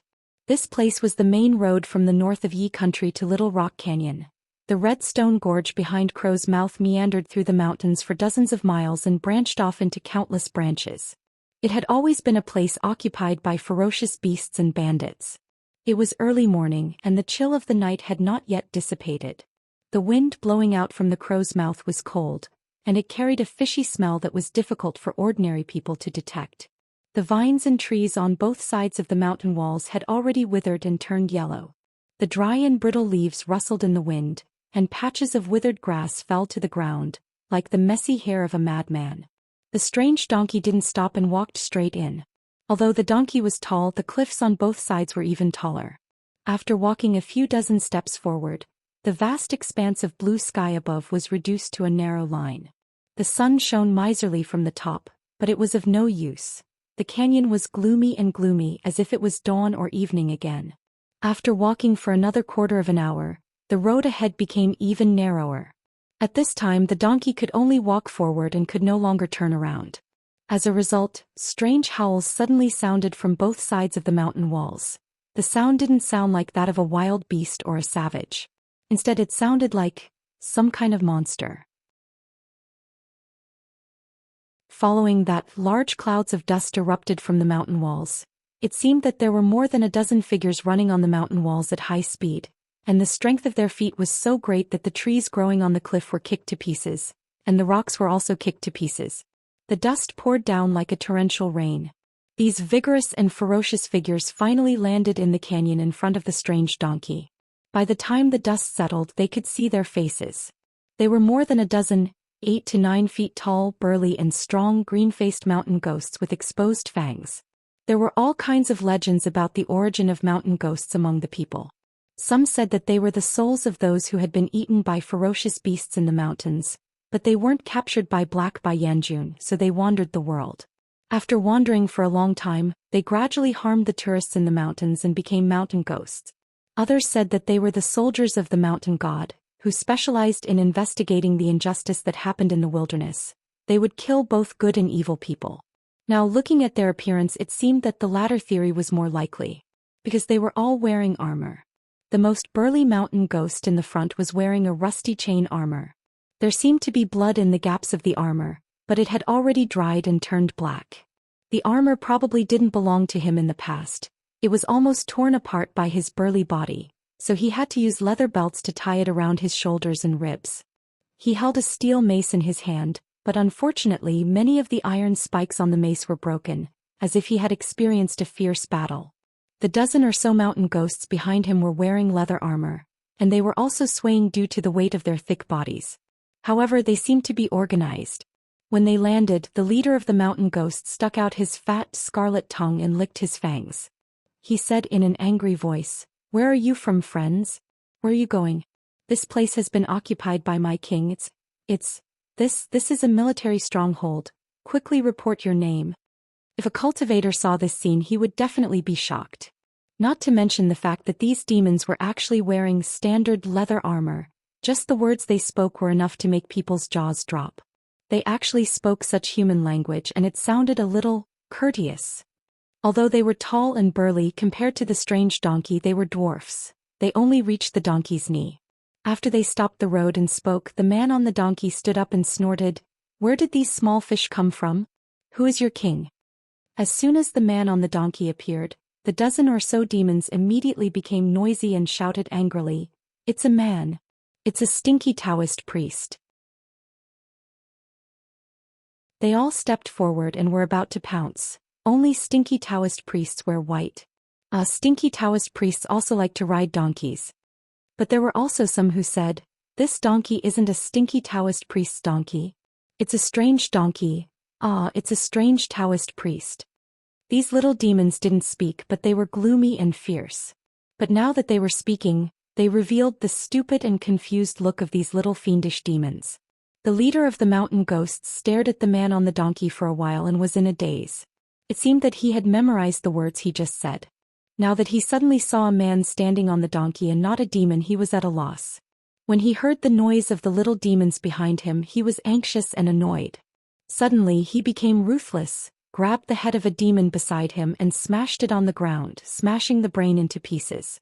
Then he stomped on the ground and shouted, "Hey! Daoist priest! Hey, kill!" After saying these words, he was the first to rush forward. Seeing this, the demons behind him were overjoyed and swarmed forward as well. For a moment, the narrow and dark canyon was filled with smoke and dust. It seemed that there was no way to avoid it. They were only a dozen steps away from the strange donkey. They rushed forward ferociously, and in just 2 breaths, they reached the foot of the donkey, waving their sticks and fists. But at this moment, the strange donkey suddenly lowered its head as fast as lightning. The mouth on its head was originally closed, forming a smiling arc. But at this moment its mouth suddenly opened. But what was revealed was not the big front teeth of a donkey, but 2 neat rows of triangular white teeth. These tusks were half the height of the mountain ghost. And when the donkey opened its mouth, it was in a semicircle, and it was smiling. This scene looked even more horrifying than before. The 8 or 9 mountain ghosts at the front didn't stop in time and were swallowed by the donkey. When the 2 rows of triangular tusks opened and closed, severed limbs, internal organs and flesh fell to the ground. The blood flowed like a waterfall. These mountain ghosts could speak, and in terms of cultivation level they were all at the emptiness realm. And their bodies were already very strong. But in the mouth of the strange donkey that was full of tusks, they were like rotten meat that couldn't be chewed. When the 3 or 4 mountain ghosts saw this scene, they immediately turned around and ran without any reluctance.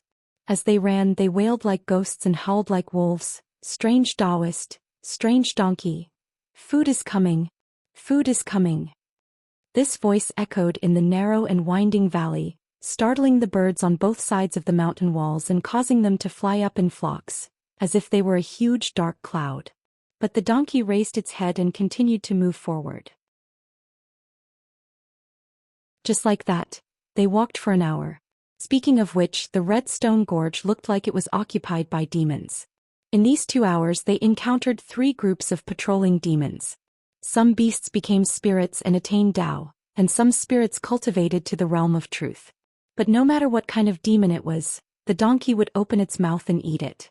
Its tusks were sharp, and the emptiness realm demons were chewed to pieces in its mouth. In the end, it encountered a realm of the outer fringe and it was trampled to death by the donkey. It died an extremely wrong death. After these 2 hours they finally reached the first fork in the Redstone Gorge. On the left was the great gorge that led to the south of Yi country, and on the right was the fork that was overgrown with weeds. At the top of the cliff next to the fork, a man in a golden robe suddenly appeared. So the strange donkey stopped and the man on the donkey also stood up. The man in the golden robe had a golden crown on his head. His eyes were blue and his figure was tall and mighty. Who else could it be but Long Ertzi Hatred? Hatred stared at the man on the donkey's back for a while. Then he said loudly, "Ninth brother, where did you find this donkey? What a great fire. It ate dozens of demon soldiers under second brother's command along the way. These will all belong to you in the future, ninth brother." Li Yunxin, who was on the donkey's back, raised his head and squinted his eyes to look at him. Hatred was standing on the cliff. The light from the sky made his figure blurry, and only a rough outline could be seen. He smiled coldly and said loudly, "It's not that I want to be rude. It's just that the demon soldiers under second brother's command shouted to kill me when they saw me. If I didn't know that second brother is a gentle and honest brother, I would have thought that it was because second brother wanted to take my life, and that's why the demon soldiers were so fearless. For the sake of second brother's reputation, They simply let the donkey eat them all. Hatred laughed 3 times and jumped down from the cliff. He landed on a big rock that protruded out of the cliff beside Li Yunxin. This jump was very heavy and the big green rock gave out a dull and heavy thud. The sound seemed to be transmitted to the inside of the mountain. The surface of the green rock also immediately showed dense spider web patterns, making a series of crisp sounds like popping beans. In this sound, Hatred looked at Li Yunxin with a smile. He tilted his head and looked around. Second brother, I heard that 9th brother was caught by Kenzo at the border of Xianxia country and they had a big fight. I also heard that 9th brother was seriously injured and his realm almost dropped. But now it seems that 9th brother is still energetic. But is he okay inside? If not, just tell second brother. Now that I'm here, I'll be in a comfortable place. Li Yunxin put his hands behind his back and smiled. After a moment of silence, he said, what second brother heard is true. I am really seriously injured and my realm is about to drop. Besides, I was driven out of Dongting and there is no room for business planning. I am almost at the end of my road. Hearing this, Hatred's eyes lit up, so bright that it was scary. His body leaned forward slightly, like a hungry man smelling the scent of delicious food. He narrowed his eyes and smiled. Really?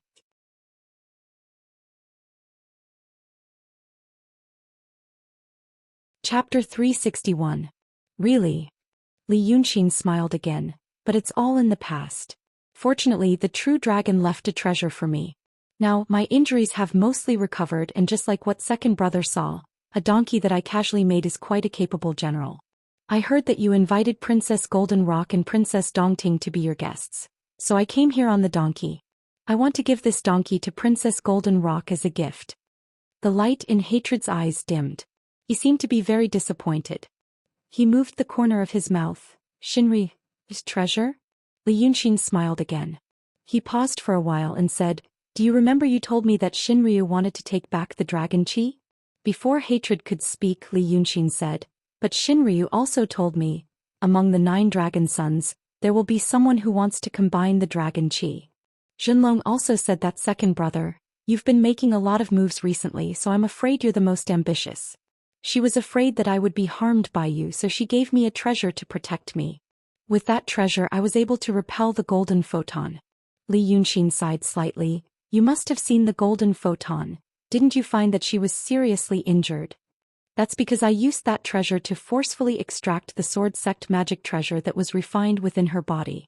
Speaking up to this point, Li Yunxin's tone became harsher.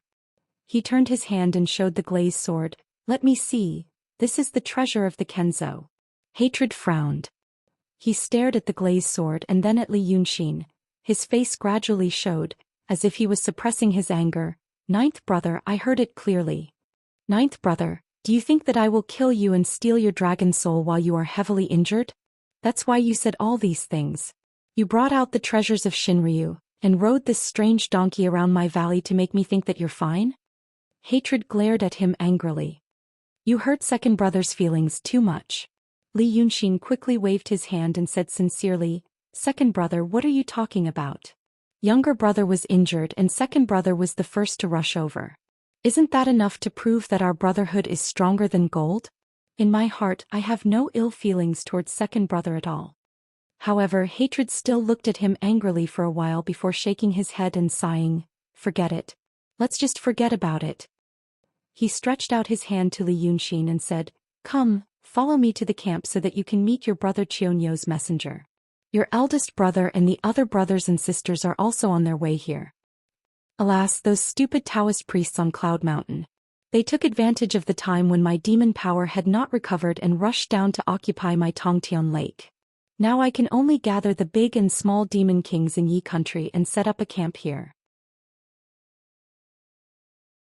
When your other brothers and sisters arrive, we will kill our way back to Cloud Mountain. So, Li Yunxin snapped his fingers and jumped on the big green stone that Hatred was standing on. Then the scary donkey he was riding suddenly turned into a green light and disappeared. A piece of talisman floated down from the air and was put into his sleeve. The 2 brothers looked at each other and smiled. Hand in hand, they walked into the depths of the canyon amicably, along with the clouds. Yazi said that he had gathered all the demons in the Yi country.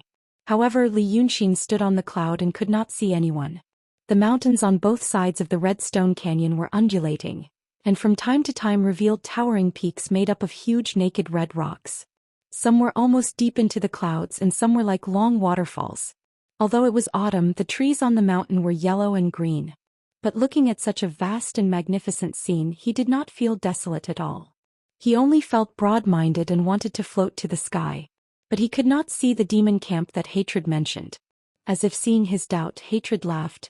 "Ninth brother, you have not experienced the war between the demons and Xianmen, so it is normal that you do not know." He moved forward on the cloud and pointed. "According to the eyes of the secular people, this is a terrain that is easy to defend and difficult to attack. The Red Stone Canyon is winding in the Manzhou Mountains, and the Manzhou Mountains are not so much mountains but a large raised plateau. These peaks seem to be only 200 or 300 meters high, but together with the plateau below, it is 1,000 meters high. Since the highland is surrounded by precipitous cliffs, the mortal army is able to guard the red stone gorge in the middle of the mountain, and the area above it is a paradise. But ninth brother, you must know that mortals can only run on the ground. Us demons and Yin spirits as well as the cultivators of Xianmen, can all fly. Therefore if the camp is set up on the ground and the enemy comes to suppress us in the air, wouldn't we be at a disadvantage? Because of this, the nest of Xianmen is on the cloud mountain, in the sky. As for us, we are either in the cave or in the pool of water. Or we are underground." At this point, Hatred suddenly pressed down on the cloud, and the two suddenly plunged into the vast mountains. It was also at this time that Li Yunxin saw a huge bottomless pit on the ground. As the wind whistled in his ears, Li Yunxin suddenly felt that this pit was a bit familiar. As soon as this thought came to his mind, Hatred had already rushed down with him. From the sky, this pit was not very big. It was about the size of a few big houses and it went straight up and down. But after descending for a while, the space below suddenly became bigger. It turned out to be a huge underground cave, covered in darkness on all sides, and he did not know where the end was. Dozens of meters underground was the ground. There was fire on the ground. The fire stretched endlessly, coiling into a circle, very much like the appearance of an army. Previously, when Hatred said in the sky that he had gathered the big and small demon kings in the Yi country to form an army, Li Yunxin only thought that it was a group of bandits. After all, he knew the stubborn temperament of the demons. How much prestige and deterrence would he need to have these irascible and stupid fellows under his control? But now, Hatred seemed to have really done it. Each flame was a bonfire, and a dozen or so figures were faintly visible around the fire, as well as some tents, bedding and the like. The distance between the bonfires was actually close, and the size of the bonfires was also different. This was because demons were not ordinary people and they were not all the same size. They were not even all with a pair of eyes, 2 arms, a nose and so on. In fact, it was a parade of demons and ghosts. These demons were all different in appearance and clothing. Under the leadership of the big and small demon kings, they gathered together, and the noise almost made the two people in the sky somersault. And the smell was not pleasant, very much like a smelly livestock market. Because of their stupid minds and violent tempers, there were often conflicts. Li Yunxin glanced around and saw at least 3 bonfires knocked over by the fighting little demons. Some screamed because of the heat, some clapped their hands and laughed. Some became violent because they were affected, and they could not help but break up and join the battle. After a while there were 3 small disturbances. But the disturbances came quickly and it seemed to go quickly. In an instant demons of a higher level patrolled over and they did not ask the reason. They grabbed one and tore it alive. If there was still one who did not obey, they tore another one. This bloody method was more effective than any reason and rules. The group of demons who were fighting with each other earlier immediately burst into laughter and scattered like birds and beasts. Such a scene played out continuously in this vast underground space. Li Yunxin realized that in less than a quarter of an hour, more than a dozen demons died because of this kind of thing. Such a way to die, wouldn't that mean that most of them would die very soon? Hatred seemed to see his doubt again and smiled. These good-for-nothing fools. There are a lot of them. Much more than those stinky Daoist priests. Look here, it's actually just a camp that I've gathered. There are already 1,000 people here. In other places there are 5 more camps like this. He usually said to go to the east. There were fewer fires in the east and it was quieter. There was even a surging underground river which made the sound of water. He and Li Yunxin landed by the water's edge. Looking ahead, they saw that on the flat ground covered with gravel, against the dark background, there stood a magnificent palace with flying eaves. Li Yunxin was a little surprised and knew that this thing should be transformed from some magic weapon. So he gently let out a breath, put his hand into his sleeve and touched the other treasure he hid, Fog-Lock Toad Palace. Walking into someone else's magic weapon was not a wise move. He had to at least leave a way out for himself. This hatred affectionately held his hand, pulling him to the palace, and continued to say, "There are a lot of these fools. But as you can see, there are dozens of people dying in the infighting every day. If they are stationed in one place like a mortal army for a few months, it is possible that most of them will die, or they will not be able to restrain themselves from killing each other. But fortunately we don't need to stay here for long." Cloud Mountain. Hatred stopped on the stairs in front of the palace and turned to look at Li Yunxin. "Ninth brother, do you know about Cloud Mountain?" Li Yunxin tried to pull his hand out slightly. But Hatred's wrist was like an iron hoop, as if he was afraid that he would run away. He smiled. "Second brother, are you talking about the Cloud Mountain that descends once every 500 years will land in your Tongtian Lake?" Hatred laughed. "Good ninth brother, you actually know about it. So it must be because of this that he knew about it. That Cloud Mountain will only stay on the ground for about 10 days. If we want to use these demon soldiers, it will only take about 10 days. During this period of time, as long as they are not all dead and can be used, we don't need to care about them anymore." After saying this, they went up the stairs. When they reached the last step, Li Yunxin saw the inside of the palace. This huge cave was gloomy, like a crescent moon night. But this palace was brightly lit and it was warm. The floor was covered with a scarlet carpet, and the walls were decorated with pictures of gold. Maids and servants walked to and fro in the wide and magnificent hall, which was more magnificent than the palace of a human emperor. But this was very much in line with his second brother's dressing style. Only then did Hatred let go of Li Yunxin's hand and looked at him. "Ninth brother, do you want to take revenge? The hatred of being chased by Daotong and Kenzo?" Li Yunxin's heart jumped slightly. He was thinking about how to open his mouth so that he could take the first step. His first step was to unravel the noose. So he lowered his head in silence for a while and then raised his head again. But this time the expression on his face had become very serious and sincere, and the aura on his body was suddenly restrained, as if he was about to make a difficult decision. "Second brother, you should be relieved. You should be relieved now." He said this sentence without any rhyme or reason, and then seriously looked into Yazi's eyes. Hatred was slightly stunned. But then he smiled and his eyes were playful. "What do you mean?" "I have come to second brother's camp, and also to second brother's magic weapon." Li Yunxin took a breath in relief. "Right now my life is in your hands. It's time for us to have a frank talk." Ninth brother, what are you saying? There is no benefit in swallowing me." Li Yunxin ignored his words and interrupted him stiffly.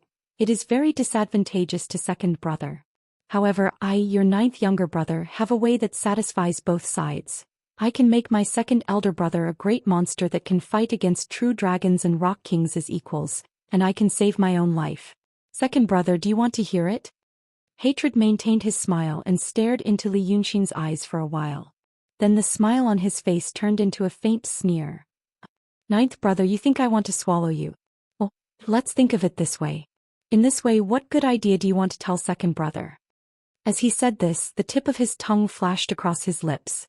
Li Yunxin didn't know if it was an illusion, but she felt that his mouth seemed to have become a little bigger. However, he was not flustered. He just smiled faintly. "Second brother, please think about it. We are just a quarter of the original dragon breath of Shinryu. Shinryu hid half of the dragon breath in Dongting. Then he used the remaining half to divide us. Second brother, even if you worked hard to combine the 9 parts of the dragon breath into one, what can you do? It is just equivalent to the current Shinryu." Li Yunxin shook his head. "I also know that second brother caught the princess of Dongting for the dragon breath in her body. But second brother, think about it again. Even if you swallow the princess of Dongting, it is not as good as Shinryu in its heyday." "Shinryu." Li Yunxin raised his hand like an impassioned speaker. With another hand behind his back, he paced a few steps in front of the hall and turned his head. When Shinryu was born there was a real dragon breath. So what? Did you subdue all the monsters in the world? Maybe you did. But didn't you still fight with the Golden Rock King? Furthermore, second brother had spent so much effort just to become the Lord of the Demons. Now, Xianmen wants to eliminate the monsters. Second brother has to deal with not only the monsters but also Xianmen. Can Shinryu do anything to Xianmen in those days? Oh. Hatred narrowed his eyes and looked at him. It turns out that ninth brother is so ambitious. So according to what ninth brother said, this is not good, that is not good. What should we do? Li Yunxin's face turned serious. He pointed to the camp of the monsters in the west and then pointed up. There is so much monster power, second brother, can't you see it? Us Yin gods rely on the power of prayers to increase our cultivation. But second brother, you should know that the resentment of the souls and even the souls themselves can be turned into spiritual power and monster power. I am not talented, but I set up a big array in the city of Wei, using the power of prayers of millions of souls, and with my cultivation of the transcendent state I sealed Yunzi, who is in the true state, into the scroll. Then with the power of prayers I entered the true state. Second brother, think about it again. If there is such a convenient method, why didn't you use it before? It is because the Dao Tong is powerful and they are in a delicate balance with us demons. If they want to eliminate the monsters they need to pay a huge price. But if there is a big monster using this method to cultivate, not to mention how many people they need to kill, how much resentment they need, if the Daotong Kenzo knew about this, they would definitely not sit back and do nothing. And because of this, maybe some small monster kings tried to do this. But they were discovered by the Taoist priests and swordsmen and killed. Or their level is too low and they can't do anything. But second brother, now. Xianmen has broken the balance first. The big monsters follow the rules and are careful, but they still want to fight. Li Yunxin said sternly, they have unleashed their ferocious nature and killed until corpses and bones are everywhere, but they still want to fight. They have already shed all pretense of cordiality. What are you afraid of, second brother? Send all the big and small monster kings and the demon soldiers under them to death. Then send all the Taoist priests of Cloud Mountain to their deaths. By then the land of Yi Kingdom will be filled with ghosts and resentment. I will set up a big array for second brother, and let them all be used by second brother. Hehe. Such a huge power that no one has ever had before and no one will be able to surpass. Can it be compared to the three-part dragon soul? By then second brother will be stronger than the Shinryu and the two sages. Every time Li Yunxin said a word, Hatred's eyes flashed once. When Li Yunxin finished his last sentence, Hatred frowned, and his eyes seemed to want to cut open Li Yunxin's chest and dig out his heart, eager to see if what he said was true. After a moment of silence, Hatred said in a low voice, Ninth brother set up an array for me? Ninth brother cultivates the art of painting. Now in the whole world, probably only ninth brother has the ability to turn resentment into his own. With this ability, if ninth brother secretly does something, how can second brother know? And so many ghosts, are you sure you can keep them? Ghosts? Second brother, didn't you notice? Li Yunxin also lowered his voice. That Bai Yunxin killed hundreds of people in Little Rock Canyon, but after 6 hours, those hundreds of wandering souls are still wandering in the world of the living, and haven't been hooked by Black Bai Yanjun. When I was fleeing in the wild forest of Qing Kingdom, I also gathered countless wandering souls, and also haven't been hooked by Black Bai Yanjun. Second brother, did you not realize that something might have happened in Sanluo Temple so that Black Bai Yanjun can't show up for a while?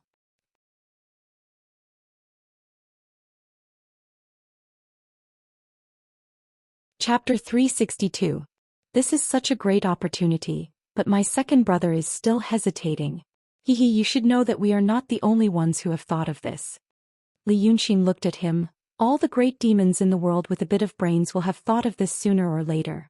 If someone else gets the first move, I'm afraid my second brother will regret it for thousands of years, even tens of thousands of years. Right at this moment they suddenly heard a crisp clap from inside the hall. Then a tall and slender man with a handsome face wearing a white robe leisurely walked out of the door. With a smile on his lips he clapped a few more times. Then he put down his fan and opened it, saying, "What a good thousands of years, even tens of thousands of years. Lord of Tongdun, your good-for-nothing ninth brother sure has a big mouth." Seeing this person, Li Yunxin was slightly stunned for a moment. From afar his clothes, demeanor, and his extremely annoying tone made him look exactly like himself. Therefore he immediately sneered, "Second brother. Why haven't I heard you mention this idiot before?" The man in white was stunned. Then he frowned in disbelief and pointed at him. "Little bastard, how dare you scold me?" Li Yunxin said quickly, "Little bastard, who are you talking about?" The man in white was furious. "I'm talking about you." Li Yunxin sighed sympathetically and turned to look at Hatred. Hatred couldn't help but laugh out loud, but he stopped himself. He hurriedly coughed and said, "Ninth brother. This is your big brother's friend." Li Yunxin raised his eyebrows. "So?" Yazi coughed again and said with a smile, "Ninth brother. Now that things have come to this, to tell you the truth, I really don't want to swallow you." After saying this, he turned to look at the man in white. "This is Wanderer Bai. He has followed your big brother for 2,000 years. A ghost cultivator at the peak of the realm of truth can't be underestimated. In fact, your big brother and I have already thought of the method you mentioned. This Wanderer Bai is your big brother's envoy." When he said this, Unfettered White snorted disdainfully. He seemed to have just realized that he had fallen into one of Li Yunxin's old tricks. But now that Hatred was talking about serious business, he couldn't curse back. He just closed the fan and stared at Li Yunxin with a gloomy look. Li Yunxin was silent for a moment. Then he smiled and tapped his forehead with his finger. "I see. Ah, good second brother.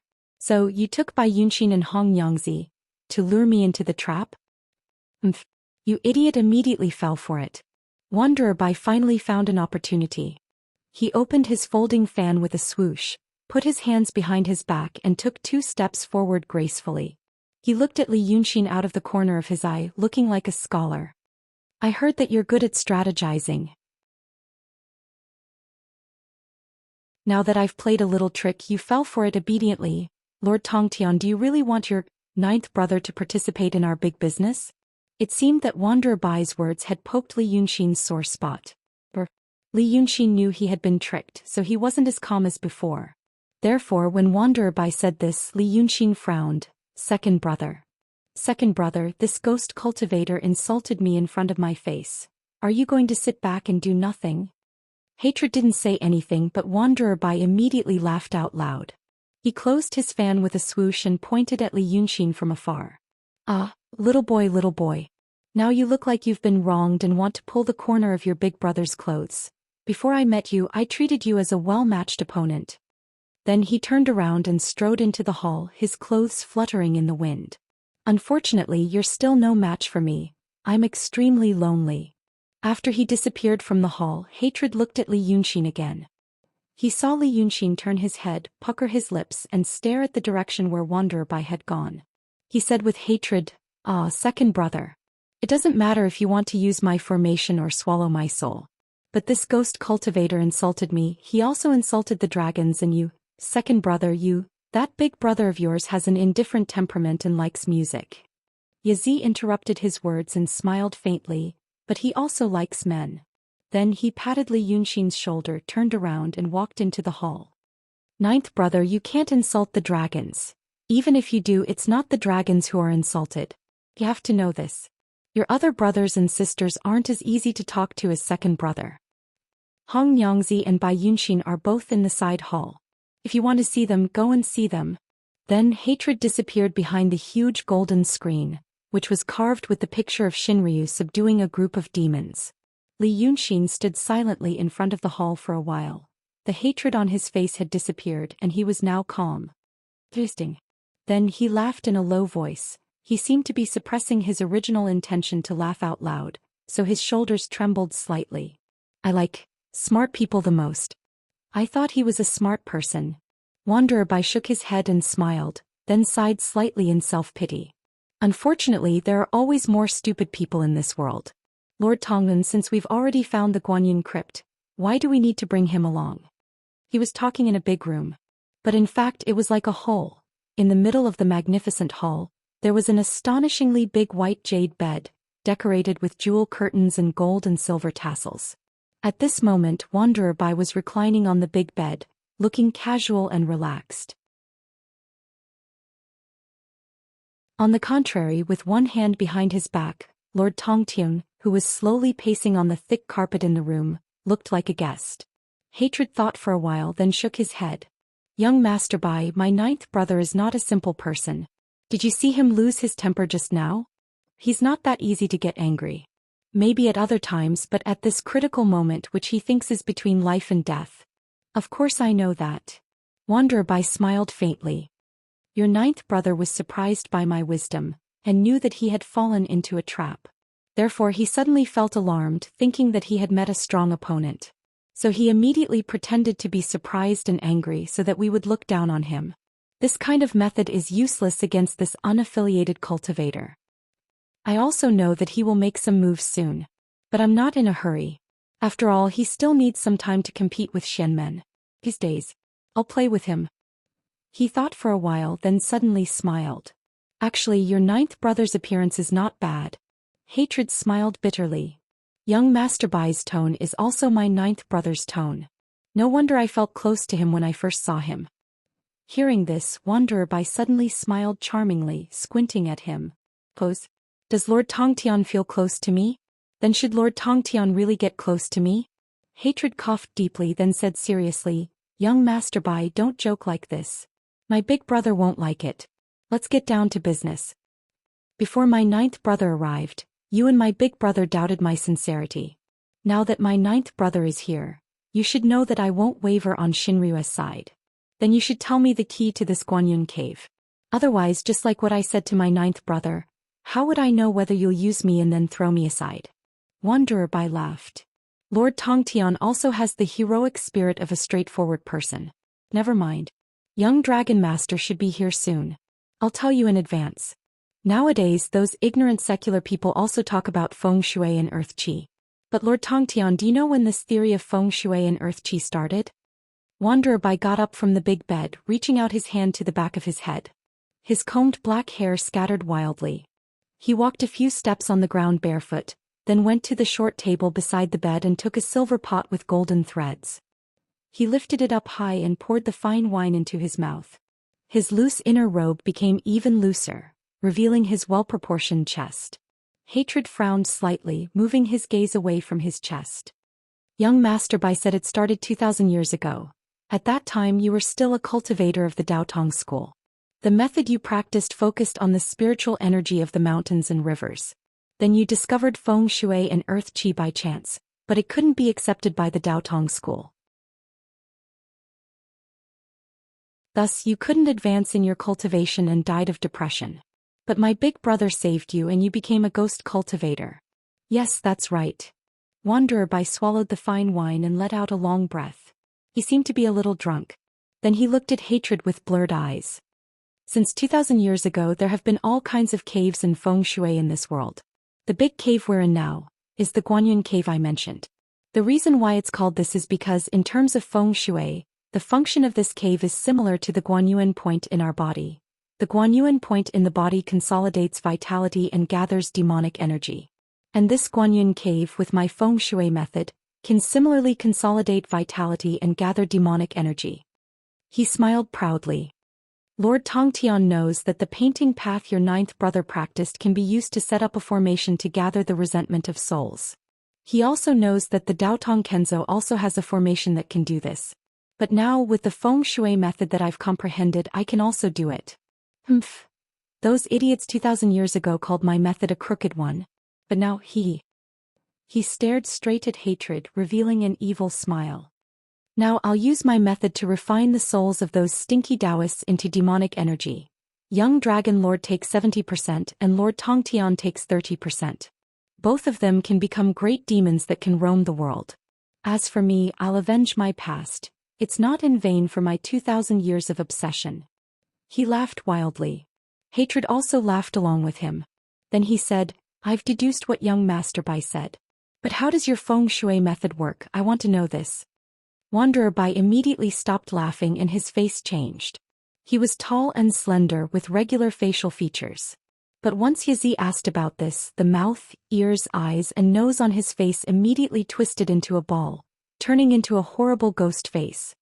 He suddenly stretched out his neck and sent his ghost face to Yazi's face like a soft noodle, and stared at Yazi's face from left to right. A sharp voice came from his mouth that had become a black hole. Feng shui method.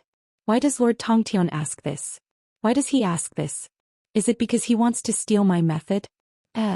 His voice suddenly rose a notch. Don't believe me. Don't believe me. You don't believe me. This scary voice was sharp and harsh, and the last 3 sentences became louder and louder. The utensils made of crystals, gems and glazes in the big room all exploded with a bang, and the tiny fragments were directly shaken into big clouds of colorful fog. However, it seemed that it wasn't the first time for Hatred to see him like this. He sighed and took a step back. Since young Master Bai doesn't want to say it, let's not talk about it for now. You calm down first, I still have something to do.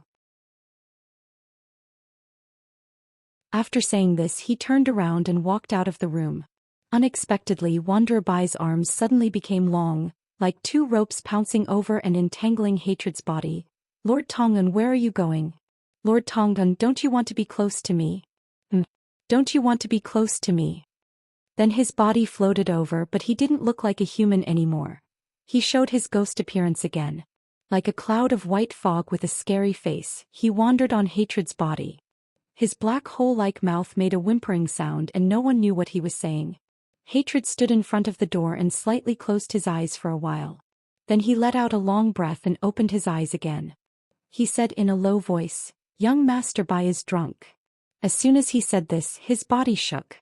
Wandering Cultivator Bai, who had revealed his true body, was immediately shaken into countless wisps of white smoke, which quickly gathered on the big bed. He had regained the appearance of an elegant young master dressed in white from before. He just frowned and stared at Hatred. Hatred snorted again and strode out of the door. At this moment, Li Yunxin was trying to throw a white jade cup out of the window. Looking out from the window of the palace, it was all dark. The sunlight coming in from the hole was insignificant, only equal to the light of the crescent moon. In this vast and distant darkness, the light of the bonfire stretched far into the distance. Even though he was in the palace far away from the demons, he could still hear some roars from time to time. He held a lantern in his hand and threw it out of the window. The little thing drew an arc in the air and landed on the ground outside. It even rolled a few times. But when he turned his head, he found it on the table again. I tried. It didn't work, Bai Yunxin said in a low voice. It was also a huge and wide room and the layout was the same as Wanderer Bai's. Bai Yunxin, Red Madam and that maid were all imprisoned here. In fact, Li Yunxin's situation was similar to theirs. Li Yunxin turned around from the window and looked at Bai Yunxin. You took her away and said you didn't believe me. If you knew we would meet again today, why did you do that? If I didn't leave, I'm afraid she would have died in Dongting a few days ago. Bai Yunxin said and turned to look at Red Madam. When Li Yunxin walked into the room, the fish monster looked up at him with surprise in her eyes. However, it was just for a moment. Soon she was overwhelmed by sadness again and couldn't get rid of it. She continued to sit in the chair against the wall and stared at the window. Humph! Why did you do that? Bai Yunxin frowned and looked at her. Your father didn't treat you like a father and daughter. In order to provoke the conflict between my adoptive father and Shinryu, he refined the dragon soul into you. Do you know that once your dragon soul is taken away, your soul will also scatter and scatter? This person, she said and pointed at Li Yunxin, this person can't do anything. But Red Madam turned a deaf ear to her words. There was no emotion in her eyes at all. She was like a body that was about to lose its vitality. She is a ghost cultivator. Li Yunxin sighed in a low voice. Her obsession is love. This kind of thing can't be explained by common sense. Why do you say this? But what about provoking your adoptive father and Shinryu? Bai Yunxin looked at him. I can't tell you about this. She refused directly. Then the young maidservant beside her served her tea and stared at Li Yunxin at the same time. It seemed that a few months ago she was a mortal who had to tremble in front of them and beg for her life. But now she had become a great demon who could stand in front of them and talk calmly. This matter puzzled her so much that she became more and more curious about Li Yunxin. Li Yunxin glanced at the teacup in Bai Yunxin's hand. When Bai Yunxin opened the lid, he saw that it was not tea but a red, warm liquid. He felt that it might be what he imagined. If you don't tell me, how can I save you? He sighed, walked to Bai Yunxin and sat down next to her, looking at her. I originally had a good plan. But the 3 of you came out and messed up my plan. I could have ignored you. But first, I promised you that I would help you settle the engagement with the dragons. Second, you did it to save me. How can I owe you such a favor? Bai Yunxin took a sip of the tea. She licked her lips quickly with the tip of her tongue and looked at Li Yunxin with a pair of black eyes. Save us? Then she turned to look at the little maid beside her. Do you believe him? The little maid giggled. But maybe it was because she was a demon, her smile always revealed a ghastly evil spirit. I don't believe him. In my opinion, miss, he obviously wanted to sneak into Hatred's lair, but he didn't have a good excuse. Now that he saw us, he just rushed over. After saying that, she covered her mouth and laughed again. At this time, Li Yunxin knew where the evil spirit in her smile came from. When she smiled, she showed her sharp fangs in her mouth. Coupled with her cute appearance, it was very strange. Bai Yunxin smiled as well. That's right. That fish spirit on the way here found out about you and made a fuss to find you. First, I found her annoying. Second, I didn't know where to go. Third, I was afraid that she would really kill herself and waste the dragon soul. So I came here to have a look. As for whether Hatred deliberately revealed it to her, or whether Hatred set this trap for her, I don't care. Although I have wandered in this world for thousands of years, as long as my adoptive father doesn't show up, no one dares to do anything to me. If you want to save her, you might as well save her. After she said this, the little maid beside her became anxious. Miss, you lost your mind. You obviously also. Bai Yunxin suddenly turned her head and stared at her. Shut up. But the maid didn't listen. Like a gust of wind, she ran behind Li Yunxin to look at her miss, grabbed Li Yunxin's shoulder to cover herself and only showed half of her face. Let me tell you, if you want to save that fish spirit, you have to save my miss. My miss is not. Little hussy, how dare you? Bai Yunxin seemed to be angry and became angry. She waved her sleeve and a white feather shadow appeared in the air. Li Yunxin had seen the power of this shadow. When he was plotting against the 9th young master, he lured Bai Yunxin here. At that time, when this monster waved her sleeve, half of the houses on the street were destroyed by her and many people died. Now, seeing that she used this trick in the house, Li Yunxin immediately raised his hand to block. The scales on his right arm were closed and there was a metallic light. Then there was a buzzing sound. It was as if countless steel knives were chopping down on an incomparably hard iron plate, causing the floor of the room to tremble. Li Yunxin's right arm immediately exploded with a large amount of sparks. Seeing that her attack didn't hit, Bai Yunxin became angry. She immediately stood up from the chair and shouted, Well, I haven't fought with you for a long time. Now let me see what you are really capable of. After saying that, 2 beams of dazzling white profound light suddenly lit up behind her. A pair of dazzling white wings could be vaguely seen in the middle of the 2 streaks of light. Between the feathers of the wings, there were specks of white light falling down. If Li Yunxin didn't feel the vigorous and violent monster power contained in the wings, he would really think that the scene was holy and beautiful, like a dream or a fantasy. However, the maid behind Li Yunxin wasn't afraid at all when she showed such a terrible and terrifying aura. She spoke very fast. While hiding behind Li Yunxin, who also stood up, she said like a popcorn, Listen to me, my miss didn't do it just for the fish monster. When the fish monster asked her to come, she immediately agreed and told me that no matter what, she had to take a look. I've been with her for so long and I've never seen her take a look for someone else. She told you to ignore her and save her because you will be in danger if you save 3 people. But if you don't save my miss, you're the biggest bastard in the world. Little hussy, I'll tear your shell off. Hearing the maid say all these in one breath, Bai Yunxin seemed to be really angry. The wings made of light behind her suddenly expanded, as if there were 10 suns appearing in the room at the same time. Then there was another long and drawn-out cry of a crane. Countless white feathers, shining with a deadly cold light, shot over like a torrential storm. The maid panicked and hurriedly shouted, Miss, spare me, spare me, spare me. I won't dare to do it again. Young Master Li is still seriously injured, you're going to kill him. The violent aura and monster power pressed over like a rolling tide. The outer robe formed by the monster power on Li Yunxin's body was torn and turned into countless tiny pieces. However, a new white robe grew out from the pieces. It looked like the skin was regenerating. In this fast, violent and shocking attack, Li Yunxin took a deep breath and shouted in a deep voice, Enough! Then, this attack actually disappeared without a trace because of his low shout. It was as if everything was just an illusion. Bai Yunxin and the maidservant stood dumbfounded in the room. After a full 3 breaths, Bai Yunxin looked at her hand in disbelief, then looked at Li Yunxin. How is this possible?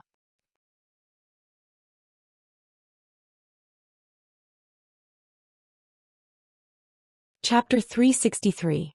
Li Yunxin panted heavily twice and took another step back. He seemed to be exhausted. But even so, he actually dissolved the attack of a raging True Realm demon. There were 3 realms in the True Realm. Enlightened Master, Advanced Enlightened Master and Perfect Harmony Enlightened Master. And Bai Yunxin's cultivation level was about to enter the Advanced Enlightened Master realm. Although the improvement of a demon's cultivation mainly came from the power of faith, and this Bai Yunxin had been wandering around the world for a long time, and didn't pay much attention to it as a true realm demon, her attack was not something that could be easily blocked by anyone below the profound realm. Moreover, Li Yunxin was not resisting, but neutralizing it. There was a world of difference between the two. This strange thing made Bai Yunxin forget to be angry. She stared at Li Yunxin for a while and said again, "How could it be?" Then Li Yunxin saw that her eyes were filled with curiosity and danger. Just before he had the time to say enough, Bai Yunxin clasped her hands together and suddenly pushed forward. 10 streaks of snow-white sword light shot over at the same time. Before Li Yunxin could make any move, they had already landed on his body. But he was still unharmed. The curiosity in Bai Yunxin's eyes grew even more intense, to the point that her eyes instantly turned pitch black, without a single trace of white left in them. Even the maidservant behind Li Yunxin, Little Shell, cried out in panic this time, "Miss, don't do it." Just as she said this, Li Yunxin suddenly moved. He took a heavy step forward. With this step the whole room seemed to tremble with his stomp. Then he said in a low voice, "Good." No one knew what he meant by the word good, and who he meant it for. But just as he said this, a burly golden strongman suddenly appeared in the void behind Bai Yunxin. This warrior's body was made of golden light and it shone brightly. Standing in the void, his figure was a little blurry and flickering. It seemed that the person controlling him didn't have the ability to completely control him. Looking at his appearance again, he was not as dignified and solemn as those gods summoned by ordinary Daoist techniques. On the contrary, this strong man looked like a mortal who mingled in the streets. He was a slightly plump man in his 30s or 40s. He had short hair and was bare-chested. He only wore a pair of shorts and a short towel over his shoulder. But even so, coupled with the brilliant golden light on his body, this man had a mysterious aura around him. As soon as he appeared, Bai Yunxin immediately turned around and waved her hand to slash a sword light. However, the sword light passed through his body and then he pressed Bai Yunxin to the ground. Maid Xiaoqi exclaimed again. This time it was because. How was this possible? Looking at Bai Yunxin, she was a great demon of the true state. She had roamed the world for so long, but when had she ever been pressed to the ground by anyone? She was stunned for a moment and then countless rays of light burst out of her body. It was unknown whether it was sword energy, flying feathers, or some kind of innate magical power. In short, she seemed to have used all her abilities to break the golden-bodied god who was pressing on her shoulder. But she didn't expect that the short towel on the god's shoulder was also a powerful magical weapon. The burly man muttered something and even raised his head to look at Li Yunxin. Then Li Yunxin shouted in a low voice, "Good." The god raised his hand and removed the towel from his shoulder. Then he pressed the golden towel on Bai Yunxin's body. The various divine powers of this true realm great fiendish demon instantly disappeared without a trace. The maid was so shocked that she couldn't say a word. Even Red Madam, who looked like a wooden statue, slightly opened her eyes and looked at Bai Yunxin on the ground. At this time, Li Yunxin walked over and squatted down beside Bai Yunxin. He leaned over and whispered in her ear, "Stop it." His voice was calm and powerful. Then he thought for a moment and said to Bai Yunxin, who was staring at him, "I can only use the restriction in this room for 15 minutes. If you continue to make trouble after this time, hatred and wander Bai will know. My injury hasn't recovered yet. Do you really want me to die here?" The two of them looked at each other for a few seconds. The darkness in Bai Yunxin's eyes slowly disappeared, and her black and white eyes reappeared. She stared at Li Yunxin. "I'm teaching my maid a lesson. How dare you stop me? I'm here to save you." Li Yunxin sighed and interrupted her. But I'm here for something else. I want to save all three of you. But if you continue to make trouble, I might not be able to leave. Bai Yunxin's expression changed. After a while she frowned. Save us? She looked at Li Yunxin as if she was looking at a monster. You would do such a thing? Then she looked at her servant girl. Li Yunxin stood up. At the same time he shouted to the golden light warrior who was still pressing Bai Yunxin. Done. The incredible god immediately turned into spots of light and disappeared. Then all the tables, chairs and cups in the room that were destroyed during the fight were miraculously restored. Don't misunderstand. Li Yunxin let out a sigh of relief, smiled and said to Bai Yunxin, It's because you saved me. At this moment the maid Little Shell hurried over to help her young miss. Bai Yunxin glared at her fiercely. The maid was so scared that she was about to cry, but she still went over and hugged her arm. I was plotted against and broke through to the next realm. He thought for a while. So, there are some things that I can't owe you. Speaking of which, you saved me twice. If I don't return this favor, I'm afraid that I'll encounter inner demons and tribulations in the future. But at this moment, Bai Yunxin didn't seem to be most concerned about this point, although it seemed that Li Yunxin's words didn't convince her completely. She only stared at Li Yunxin. How did you do it? You mean, I used my cultivation level, which is almost one realm lower than yours, and I was seriously injured. But I was able to neutralize 2 of your attacks and even pressed you to the ground so that you couldn't move and let me play with you? Li Yunxin blinked. Do you want to know? Anger appeared on Bai Yunxin's face again, and she looked like she was about to attack again. The maid hurriedly hugged her arm. Young miss, young miss.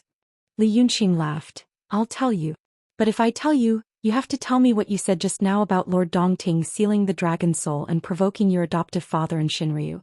You know, if I want to save you, I have to stir up trouble. But if I don't know more, I won't be able to stir up trouble. Then, regardless of whether Bai Yunxin responded or not, he said in a low voice, Actually, it's not my ability. It's just that I know more about this palace than you do. The maid's eyes widened. You've been here before? It's my first time here. Li Yunxin said. But I've encountered something similar in the Pitfall Mountain. This palace is a magic treasure. But it might not be an ordinary magic treasure. The Dharma I practice happens to know more about this kind of thing. I know some of the chi movement and the key points. Right now I can only say this much because even I'm not very sure. So in fact it's not that I dissolved or suppressed you. It's that this magic treasure dissolved and suppressed you. It's not a shameful thing to lose to a magic treasure that might be made by a sage. After saying this, he turned to look at Red Lady again. The light in Red Lady's eyes was extinguished again, and she fell into deep sorrow again. This was a world of difference from her appearance in the past. Li Yunxin still remembered the first time he saw her. She was walking on the road in Egret town wearing a festive red dress. At that time she looked energetic. Although not very happy, there was always a lively life. Maybe it was Li Yunxin's explanation that made Bai Yunxin feel relieved. Or, as a demon, she didn't care much about things like magic treasures. To control a magic treasure required a spell. And the spell couldn't be casually memorized and used. For example, the scholars in Li Yunxin's world could easily understand a seemingly concise and simple principle or theorem. But under this concise and simple appearance, it was the result of decades of systematic basic training. Demons didn't practice Taoism, so they naturally didn't want to understand it. Even if they had a magic treasure, they only wanted to be able to use it. It seemed that Bai Yunxin was also one of them. After listening to Li Yunxin's words, she turned to look at the big house and asked, So, can you get out? I can't. Li Yunxin said straightforwardly, Just now I was borrowing the chi movement. But if I want to go out, it belongs to the scope of opening or closing the prohibition. I can do it. But you have to know that it's not only the magic treasure that won't let me go out but also people. Then what are you going to do? Come here. Bai Yunxin frowned. You're now a demon. Now it's a war between the demons and the Xian men. If you don't help the demons, do you have other purposes? What you said is so strange. I'm a demon, why should I help the demons? Li Yunxin looked at her funny. The demons are also making things difficult for me. The Daotong Kenzo are also making things difficult for me, so isn't it better for me to make them all die? Bai Yunxin shook her head. I'll tell you what you want to do first. Then I'll think about whether or not to tell you about my adoptive father. Li Yunxin shrugged slightly. You've already heard it. The demons and the Xianmen are making me too annoyed. I want to kill them all. Bai Yunxin was stunned and looked at the maid next to her. Then the two of them laughed together. Their voices were like silver bells swaying in the chilly wind. It was clear and sweet, but there was something strange about it. You're not joking? Bai Yunxin looked like she heard a joke. You want to get rid of the Daotong Kenzo and the demons? Do you know that they have existed since the day there were living creatures in this world? Everything will die one day. If everyone thinks that it's impossible at every stage, then they will really exist forever, Li Yunxin said seriously. Now I feel that time has advanced to a node. At this node, the demons and the Xianmen will both decline. And I will trigger this node. He smiled again. I'm not saying that I'm going to pull all the demons and cultivators to the sky, then kill them all by myself. Bai Yunxin thought for a while, then smiled. Okay. Her smile was a little more evil. I didn't waste my effort to spare your life before.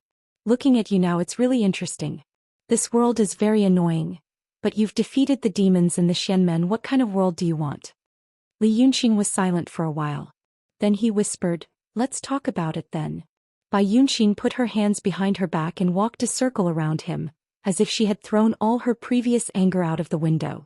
Instead, she was attracted by Li Yunxin's novel idea, and thus developed a new interest.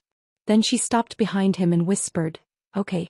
The reason why my adoptive father, the Golden Rock King, asked me to go to Dongting to get the dragon meat every year is that he needs to replenish his monster power.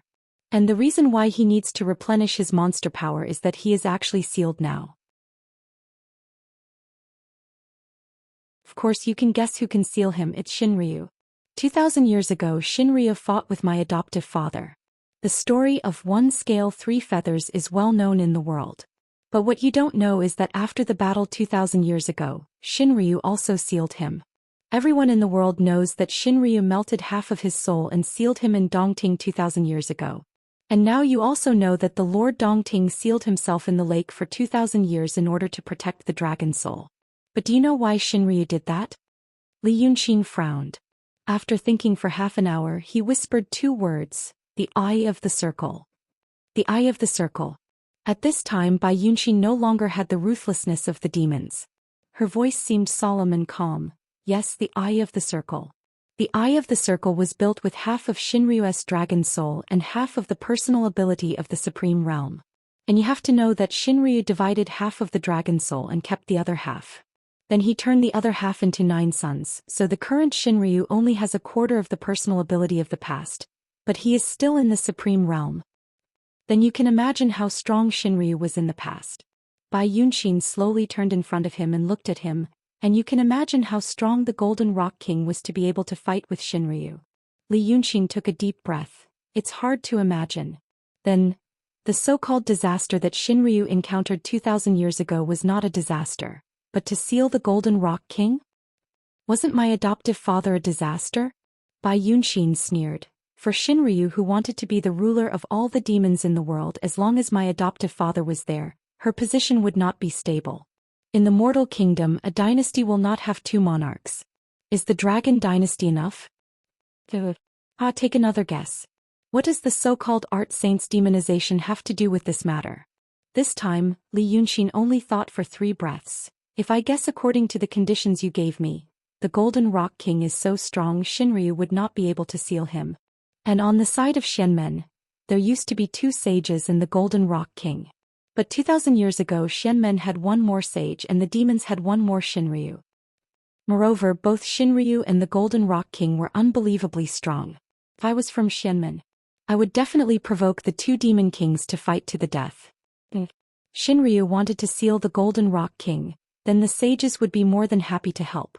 In this way Shinryu would be the ruler of all the demons in the world and Xianmen would get rid of a big problem. Isn't it a win-win situation? But your adoptive father is unlucky. Li Yunxin's eyes were filled with joy as he said this. It seemed that all conspiracies and schemes would arouse his interest. Thus his voice became even more excited. He began to pace on the ground with his hands behind his back, saying as he walked, Interesting. But from Shinryu's point of view, She lost half of her dragon soul to seal the Golden Rock King, so she must know that Xianmen would be happy to see such a situation. A demon king, would definitely find it difficult to deal with 3 sages. So what did she do to the art saint? What did she do to the 3 sages? Li Yunxin walked faster. No. There's another variable, the Freemasonry. At that time the Freemasonry was also involved. The Freemasonry also wanted to infiltrate Xianmen. But in order to infiltrate they must first weaken, they hit it off. 2,000 years ago, the 3 sages provoked Xinryu and the Golden Rock King to weaken each other. And 1,000 years ago, Xinryu was prepared and provoked the 3 sages of Xianmen to weaken each other. It wasn't that easy, it was Xianmen after all. But in the dark, the Freemasonry added fuel to the fire. So 1,000 years of war broke out. The 2 sages thought that the art saint was possessed by the devil and Xianmen really fought among themselves. And then, the 2 sages also fell into the Freemasonry's trap. Li Yunxin stopped abruptly and stared straight at Bai Yunxin. There was still a hint of madness in her eyes. Scheming against each other. Interlocking. In the end all 3 of them will be injured and the third party will benefit from it. Am I right? Bai Yunxin was stunned for a while. How did you think of so much? Li Yunxin laughed out loud. I see. I hate that I wasn't born in that era. It's truly a turbulent and treacherous situation. But soon he shook his head. No. That was just the beginning, the foreshadowing. Now it's much more dangerous than that. So little girl, do you see it? He stared at Bai Yunxin. It's time. 2,000 years of foreshadowing and now it's time. What I'm going to do now is what those top beings in the world didn't finish. Humph. Lunatic. Bai Yunxin snorted coldly. And then, Li Yunxin looked at her unsatisfied. Go on, I want to know what else is going to happen. And then, Bai Yunxin seemed to be happy to see Li Yunxin's madness, which made him more interesting. So she thought for a while and sneered. And then, that Dongting. The vast Dongting is only the eye of the formation, so what does the whole formation look like? How big is it? Speaking of this, she paused. It's as big as half of the world. In the past 2,000 years, the human dynasties in the central area of the Midland have barely changed, and the territories between countries have barely changed. Why did Dao Tong and Kenzo spend so much effort to ensure this? That's because these human dynasties and countries form this entire formation. Humph. Using mountains and rivers as the formation is nothing. The real formation is using the whole world as the formation. Bai Yunxin sneered again. I know that Wanderer Bai. He claimed that he discovered some geomancy and earth qi that suddenly appeared 2,000 years ago. He also said that the Taoist school of Taoism refused to recognize it. That Taoist school of Taoism even recognized the art saint and her painting school. Why didn't they recognize him? Because the geomancy and earth qi he mentioned all originated from the formation that sealed my adoptive father in the world. This formation was created by the 3 saints and the Xinryu. Who dares to touch it? Once his geomancy and earth qi method is spread all over the world, it will be like termites eating a dam. One day this formation will collapse. Speaking of this, Li Yunxin didn't interrupt. He just frowned slightly as if he was thinking about something difficult to think about. After thinking for a while he said, You mentioned the inhibition that sealed the Lord Dongting in Dongting. Now hearing what you said, the inhibition of Dongting is like a miniature version of the formation of the world, but it's not the soul of the Xinryu but half of the soul of Qiyuan. He pondered for a while. The Lord Dongting also told me that to unlock the inhibition of Dongting, the dragon qi of Qiyuan can do it. So the formation of the world you mentioned also needs the soul of the Xinryu to unlock it? Yes. Bai Yunxin said solemnly, if the dragon soul as the eye of the formation is taken away, this formation can still run for a few days. However, once the dragon soul is given to my adoptive father, his inhibition will be unlocked immediately. Before, my adoptive father asked me to go to Dongting to get the flood dragon meat every year because there is a little dragon qi in the meat. With this method, after thousands of years, I can probably break the formation. When I go to get the flood dragon meat, Xinryu knows it, Dao Tong and Kenzo also know it. But since they know why they have been acquiescing, I can't figure it out. What about you? Li Yunxin frowned. I also can't figure it out. There is too little information. He glanced at Red Lady again. Then your adoptive father suddenly asked you to come to get the dragon's soul. Before, the people of Langya Cave Paradise also came to get the dragon's soul. Why? Red Madam smiled and said, because he said that another calamity is coming for the world. He can't wait any longer. He also said that I can just come to get the dragon's soul. Shinryu will not really stop me, Daotong and Kenzo will not really stop me. He also said, the appointed day with that person is coming. Li Yunxin frowned sensitively. Who? I don't know. Bai Yunxin snorted. But I don't want to give the dragon's soul to him now. She also turned to look at Red Lady. I think this fish spirit is interesting. I haven't had enough fun yet. Besides, I don't want to marry any dragons. Well, I promised you this. Li Yunxin said, since I promised you I will do it. At this time a voice suddenly came from outside the door. How arrogant you are. You are just in the true state and you are injured. How can you guarantee that? Wanderer Bai suddenly opened the door and walked in, fanning himself.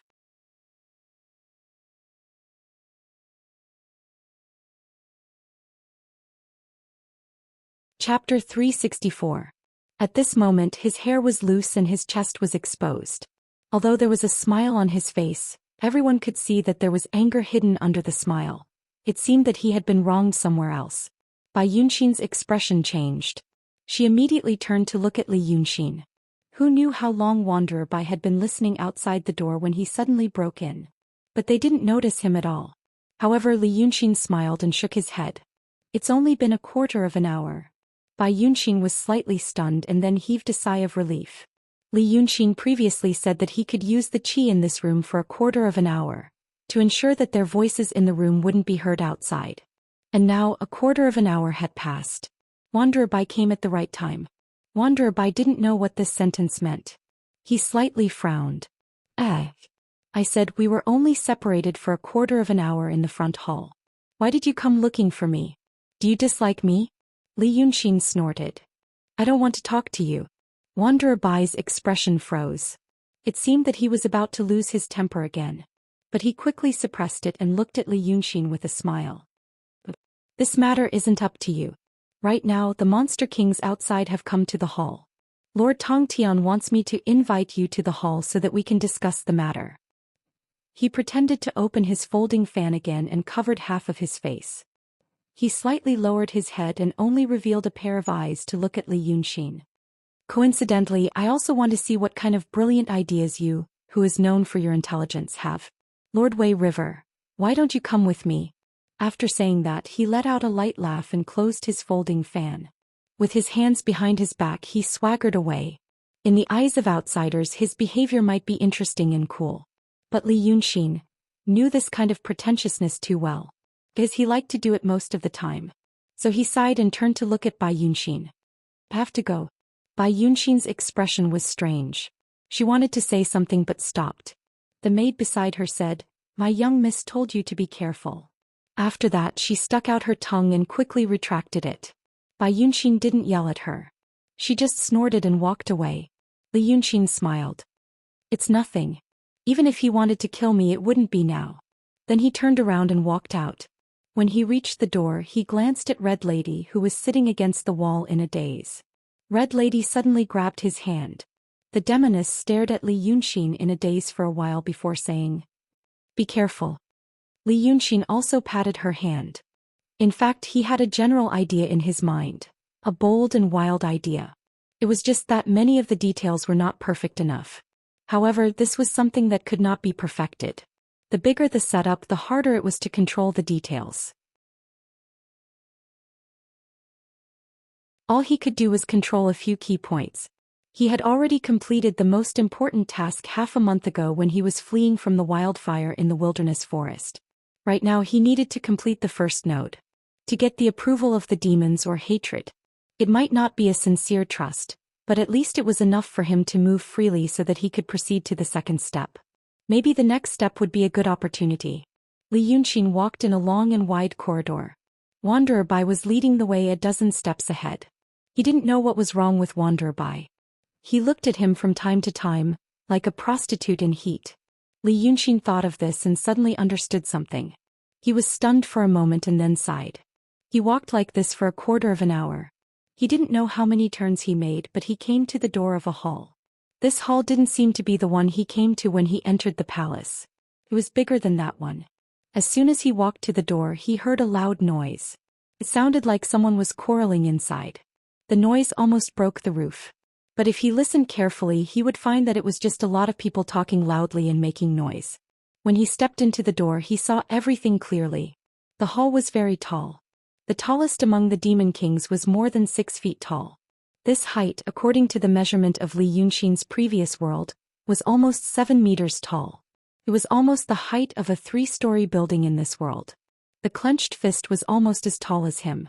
But such a demon standing in the hall didn't seem uncomfortable at all. There was a considerable distance between the top of his head and the roof. The dragon carved on the roof was slightly blurry. It was tall and wide. If he looked around, he would find that the faces of the demon soldiers and servants standing beside the house were blurred. Instead of calling it a hall, it was better to call it a covered roof. It was as bright as day under the bright light. In such a hall, dozens of demons of different heights and appearances were gathered together. It was densely packed and bustling with noise and excitement. And hatred sat on the main seat in the north. The throne was made of shiny gold and inlaid with all kinds of gems. It was luxurious and extravagant. But when he sat on it, he didn't feel out of place at all. On the contrary, it made him look dignified like a god in the clouds. When he stepped into the door, Wanderer Bai, who was in front of him, walked towards Yazi and said loudly, "Monster Kings, the person you want is here. This is the famous Lord of Wei River, Dragon 9 Kisses. But now he prefers to call himself Li Yunxin. He was the one who killed your demon generals in the Redstone Gorge." Wherever he went, the tall demon kings made way for him. They seemed to be afraid of him. After he said this, the demon kings immediately stopped talking. Only Wanderer Bai's voice could be heard echoing in the vast hall. And these scary big demons stared at Li Yunxin. They weren't looking at him in a friendly way. You could find all kinds of negative emotions in their gazes, but none of them were respectful or friendly. Wanderer Bai walked for the time it took for half an incense stick to burn before he reached the side of Hatred's throne. He turned around and looked at Li Yunxin from afar. "If you want to ask him for an explanation, let's do it now." As soon as he said this, the demon kings became noisy again. But at this moment, Yazi raised his hand slightly and said in a deep voice, "All of you are venerables among the demons and also king dukes and generals under me. You have the power to command an area. So you should know that tearing and killing soldiers is a common thing. You don't need to make a big deal out of this." After saying this, he turned his head slightly and looked at Wanderer Bai with the corner of his eye. "Young Master Bai, we need to talk business now. Let's not talk about personal grudges for now." Wanderer Bai snorted coldly. "How can I dare to go against Lord Tongtian's will?" And so, these wild and unruly demon kings actually quieted down for the time being. Although they would still whisper and whisper angrily to each other. But considering their cruel nature and the fact that King Generals was actually just a title and didn't have a close relationship with them, it could be seen that Hatred's reputation was quite prominent among the demons of this country. Then Hatred nodded slightly to Li Yunxin. "Ninth brother, I called you here to discuss the matter you mentioned before." Hatred paused and waved his hand. The heavy door behind Li Yunxin closed. He continued, "It's about converting the souls of the cultivators of Daotong and Kenzo into resentment and demon power." Hearing this, Li Yunxin frowned slightly and looked at the demon kings in the hall. Hatred seemed to know what he was thinking and smiled. "What? Ninth brother, do you think that only your big brother and I can enjoy such a good thing?" Then he shook his head and stood up, raising his hands slightly. "All the great demons here have followed me for a long time. These friends can't be sacrificed so casually. If your big brother and I can enjoy the benefits, you and your other brothers and sisters will naturally benefit as well. The demon kings will also benefit from this." Hearing these words, the crowd of demons immediately became noisy, shouting and cheering together as if victory was right in front of them. At this moment, Wanderer Bai spoke again. His voice was soft but sharp, like a venomous snake slithering in the crowd. "So Lord Tongtian is still kind-hearted. What about your ninth brother? Back then he actually said that he wanted to sacrifice all the demon kings present. He's truly sinister and ruthless." At this moment, Li Yunxin understood why these demon kings were so hostile towards him.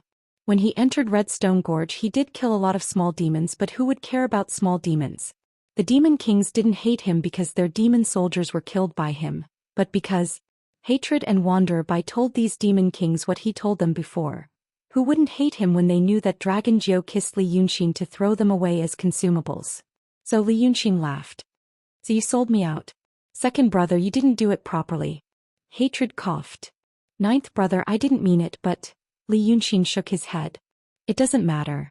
So, what do you want to ask me when you called me here? Wanderer Bai smiled sinisterly.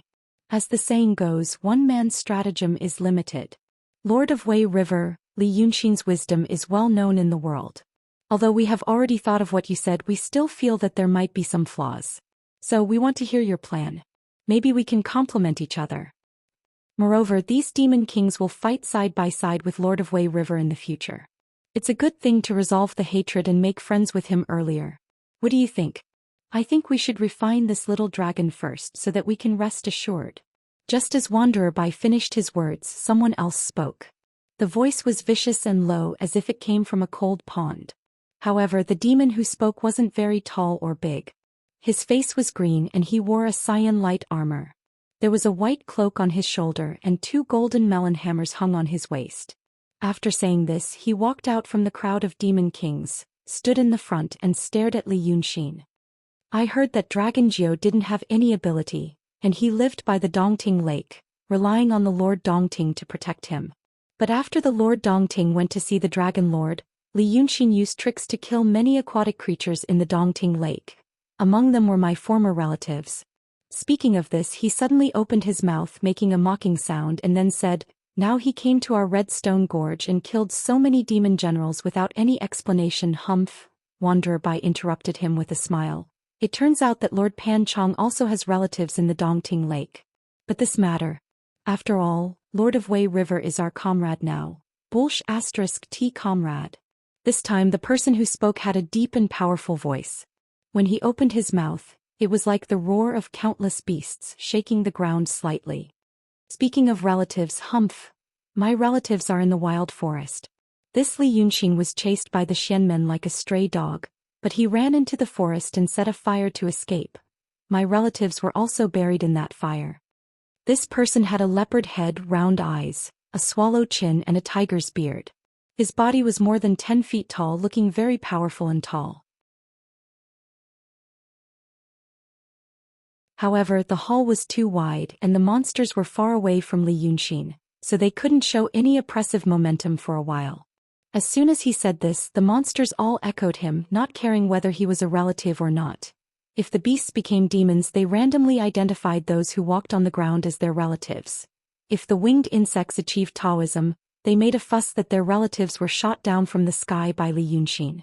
In short, once they established a relationship with him, they started to quarrel, rubbed their palms and looked like they were about to pounce, irritable and terrifying. Wanderer Bai squinted his eyes and smiled, covering his mouth with a folding fan. It turns out that Lord Yu also had relatives who were accidentally killed by him. But we also know that he had no choice. Master Bai, do you really believe that he had no choice? The one who spoke had a slender body, looking like a bamboo pole that had achieved Taoism. However, his body was shockingly agile. With a body the size of an ordinary human, he was jumping on the shoulders and heads of the tall and sturdy monster kings, as if he was in a jungle. While scratching his ears and cheeks irritatedly, he looked at Li Yunxin with a grimace. What abilities does he have? To be able to escape from the pursuit of so many sects like Dao Tong and Kenzo. In my opinion, wow, they've clearly colluded with the orthodoxies and sword sects to come up with such a ruse. Now they've come to our place to spy on us so that they can send a message to us. Lord Tong and Lord Tongtian, if we don't kill him, we won't let him go. He originally wanted to harm us. Who can rest assured now? Who can rest assured? This monster king's voice was sharp, and he spoke very fast, making people feel uncomfortable. The monster that was stepped on by him stretched out its hand to pull him down, but he avoided it every time, making it even angrier. Therefore they started to clamor as long as they refined Li Yunxin and divided him among us. Hatred's face was gloomy and he didn't speak on his throne. Only Wanderer Bai let them do as they pleased. He closed his fan with a snap and waved his hand at the thin demon king. Human monarch, please don't be impatient. Then he looked at Li Yunxin from afar. Lord Wei River, I didn't expect the monster kings to dislike you so much. Not to mention that you colluded with Daoist Xianmen to make such a ruse. I thought about it. I thought about what you did in the past, and I also feel that your words can't be trusted. Wanderer Bai paced back and forth for a few steps, then turned to look at him, and considering your suggestion, to ask Lord Tongtun to send all these monster kings and monster generals to their deaths and turn them into resentful demonic energy, I feel that you are even more suspicious. Now I ask you, according to what you said, if we really kill all these monster kings, Lord Tongtian and my young dragon master may be able to use the demonic energy to achieve the Taishang level. But even if they achieve the Taishang level, all the monster kings in the world will die, and the Daotong Kenzo will have an endless supply of mortals. Hee, aren't you killing us with a borrowed knife? In the name of Lord Tongtian and young dragon master's plan, but in fact, you want to exterminate the monster race. At that time, Daoist Xianmen will gather their strength for a few decades and attack fiercely. How should we deal with that? After he asked in a stern voice, the group of monsters started to get aggressive again.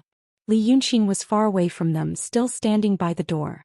As a result, it looked as if all the demonic auras in the entire hall were crushing down on him like Mount Tai, while he stood alone in the shadows, weak and powerless. So he sighed and smiled bitterly, so it's such a farce. Then he raised his eyes and looked at Hatred, who was sitting on the throne silently. Second brother, I think you can hear it too, right? These bastards weren't stirred up because I killed this person's family or that person's family. They obviously found some random excuse to frame me and kill me, didn't they? This I can understand. Li Yunxin smiled and shook his head. Monsters. What they rely on is their strong physical body. Now a group of people is shouting in front of you. No wonder they are coveting the dragon chi in my body. The dragon's 9 sons, Chi Kiss. The cultivation of the peak of the transcendent stage, no future, no talent. Now they are collaborating with Daoist Xianmen to come up with the trick of injuring themselves to gain their confidence. They are finding these excuses to kill and refine. Then everyone will be able to get some dragon chi to strengthen their bodies. Li Yunxin paced a few steps and looked up at Hatred. Chi Wen of the transcendent stage was at the Wei River for 1,000 years. No one dared to have any ideas about him because he is a dragon's. But now in front of you, second brother, these bastards who don't know shit are clamoring to eat me. Second brother, is this your idea? Hatred frowned slightly on the throne. Ninth brother. No one thinks like that. I just want you to make things clear. If you are really innocent, who would dare to lay their hands on the dragons? White Wanderer laughed again. Don't tell me Lord of Tongdan can't see it. Your ninth brother is using some brotherly affection as an excuse, but he is trying to avoid talking about his sinister intentions and change the subject. Lord Tongtian, why don't you ask him directly? That's enough, idiot. I know what you are going to say. Li Yunxin snorted and interrupted him. Wanderer Bai was stunned. But it was not because he was interrupted or because he was called an idiot. It was because there was some kind of inexplicable aura. Those demons were also stunned along with him. These demons lived in countries and had their own territories. They hid themselves and lived happily. The demon society was not like that of humans. There were a lot of goods and information circulating. If they did not have the intention to investigate, even if the dynasty outside was turned upside down, it was normal for them not to know. Therefore, Li Yunxin knew that these guys seemed to know everything about the recent events, but most of them just listened to Wanderer Bai's bullshit. In the minds of these idiots, Longjio was still a Longjio of the transcendent stage. Perhaps a day ago, they did not even know why they were gathered here and who they were going to fight against. Even such a group of demons could feel a subtle aura that suddenly appeared along with Li Yunxin's words. For example, they felt a sudden panic in their chest. Suddenly they did not want to talk and they did not want to look at Li Yunxin in the eyes. They only felt that Longjio, who was originally standing alone at the door, suddenly became somewhat dignified and unpredictable. Although this feeling was just a fleeting moment. But there were still some who were quick-witted and they suddenly realized, maybe this was the dragon aura. But the problem was a seriously injured Longjio. Where did he get this kind of aura? Even Hatred, who was sitting on the throne, frowned slightly, and stared at Li Yunxin suspiciously for a while. The group of demons quieted down. It was as if a flock of noisy sparrows had suddenly quietened down. Li Yunxin frowned slightly, looking a little impatient. He looked at hatred. I wanted to help second brother to do something big so that the demons in the world would no longer be oppressed by Xianmen. But now, at this critical moment where every second counts, I still have to waste time on these bullshit things. Then he turned to look at Wanderer Bai. His eyes were as sharp as two knives shooting over at the same time. Fine. You want to know if all these idiots in the hall are sent to die, what will happen when Xianmen counterattack after a few years? Then I will tell you now. He raised his hand and pointed at his head. Use your brain, idiot. Other than demons, Daoist priests and swordsmen, can't you see anything else? For example, the emperors of those dynasties.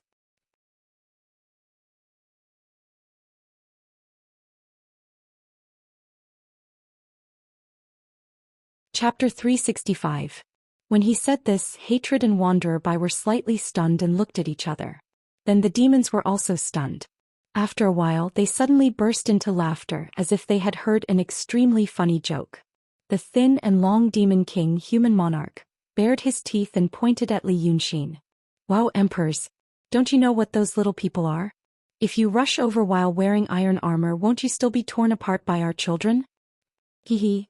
These days when we looted the caravans transporting the red soil to Tongtian swamp, did each caravan have thousands of soldiers escorting it? The demons were of one mind with him at this moment, shouting loudly, yes, so what? One of my monster generals rushed over and swallowed a dozen of them in one gulp. Then he swung his tail and swept a dozen more. A dozen left palm, a dozen right palm. In the time it took to roll over, they were all scared and ran away. Those mortal soldiers are like paper dolls. Then aren't the emperors of the human world made of flesh and bones? So what if he sent an army? These days, if it weren't for those stinky Taoist priests escorting them, the caravans passing through Red Stone Gorge would definitely not be able to return. At this point there was another clamor. All of them revealed arrogant expressions and ridiculed Li Yunxin in front of them. Li Yunxin calmly let them quarrel for a while, only looking at Wanderer Bai. Wanderer Bai turned his face to Hatred, who was sitting on the throne, and said something in a low voice. Then he looked at Li Yunxin. Demon kings, don't be impatient. Li Yunxin, what do you mean by the emperors of the human world? Li Yunxin smiled and snorted coldly. This kind of thing, if you have a little brain, do you still need to say it?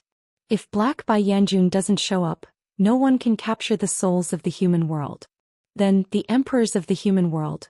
Which one of them isn't supported by the wish power of millions or even hundreds of millions of people? Before that, there was Emperor Li, who almost reached the Grand Supreme Realm after his death.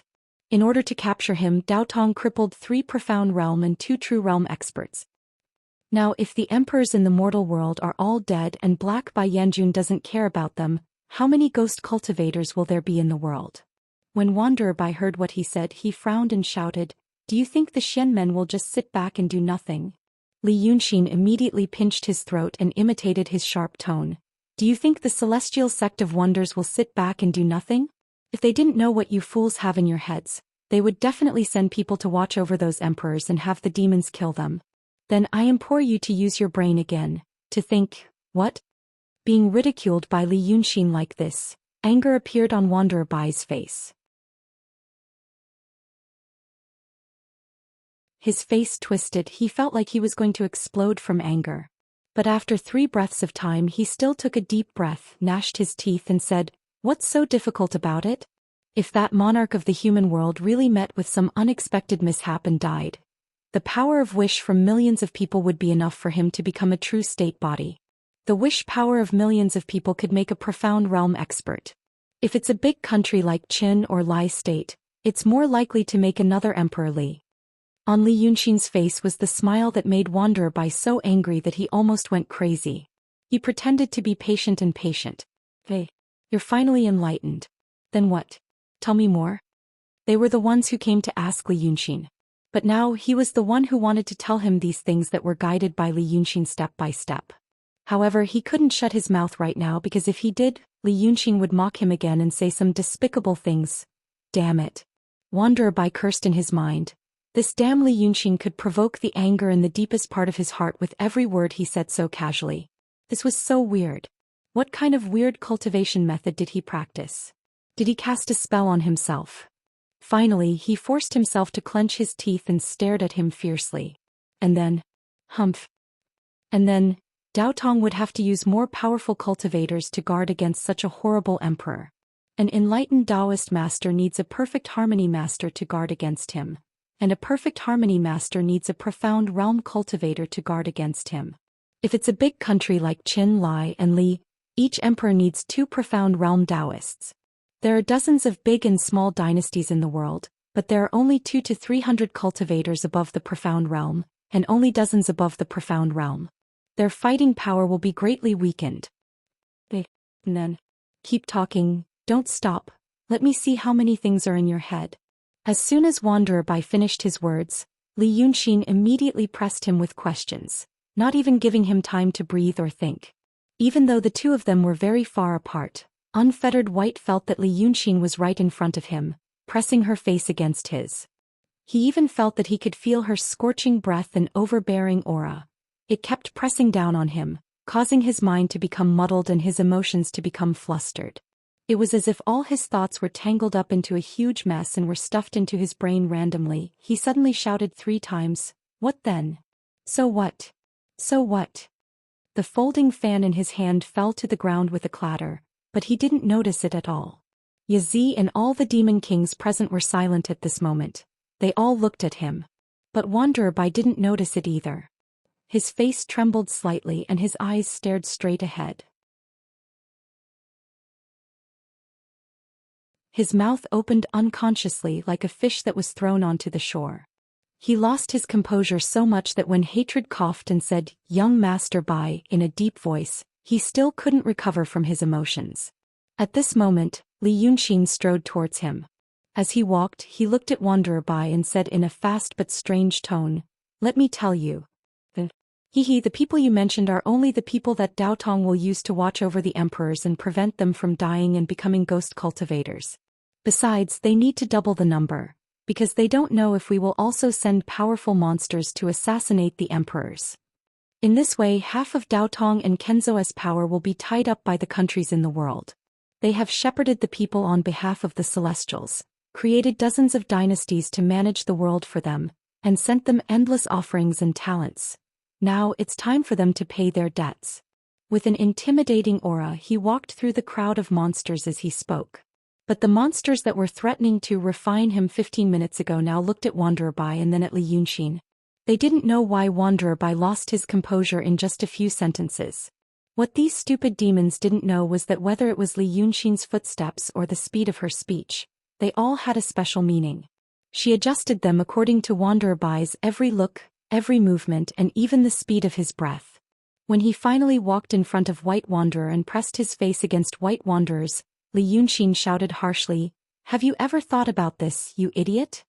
With such an advantage that is hard to come by in 10,000 years and with the decline of the Orthodoxy sword sect, why don't you send these idiots who don't even understand what we are saying to their deaths so that you can clear the Celestial Gate's defensive forces as much as possible so that you can finally attack Cloud Mountain and completely destroy them?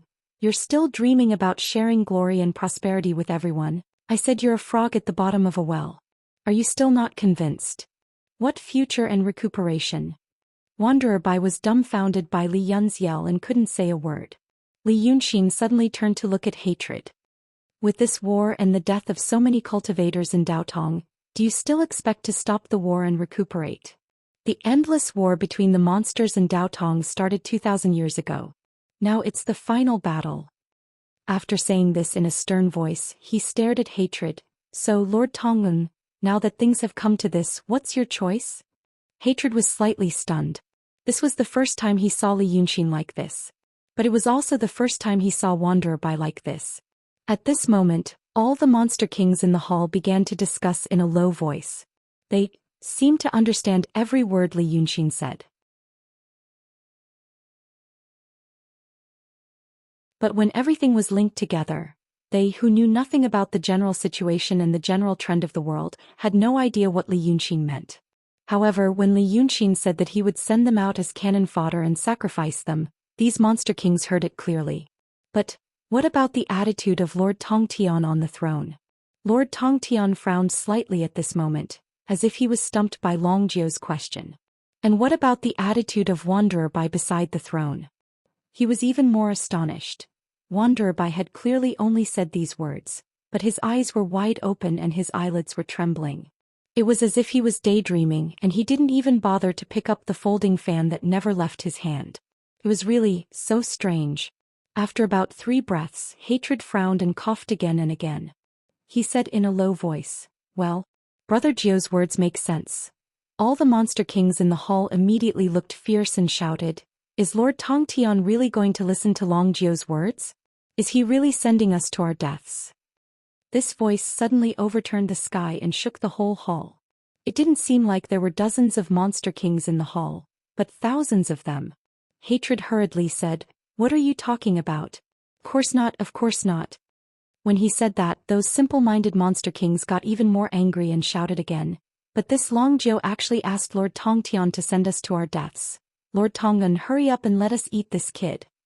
These monster kings were said to be the kings and generals under Hatred, but in reality how could they be like the army of mortals with a strict hierarchy? Even Shinryu, the lord of all the monsters in the world, was only in name. And these monster kings were more like the leaders of the barbarian tribes who lived in the territory of an emperor.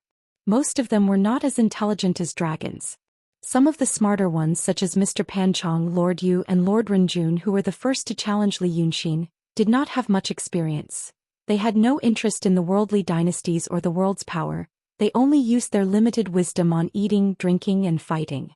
Therefore at this moment, seeing that the group of demons were agitated, the human monarch jumped up and down on the shoulder of the great demon.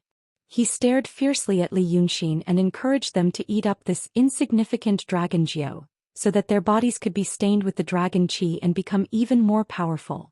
At this moment, Li Yunxin suddenly turned around and suddenly laughed sinisterly. "Eat me?" Then he leaped forward 4 to 5 steps, raised his hand and pointed directly at the Lord Renjun, who was staring at him with a pair of greedy eyes. The robe on his body fluttered violently due to the demon power. "Sure. I'll let you eat. Let's see if you have the life to eat it."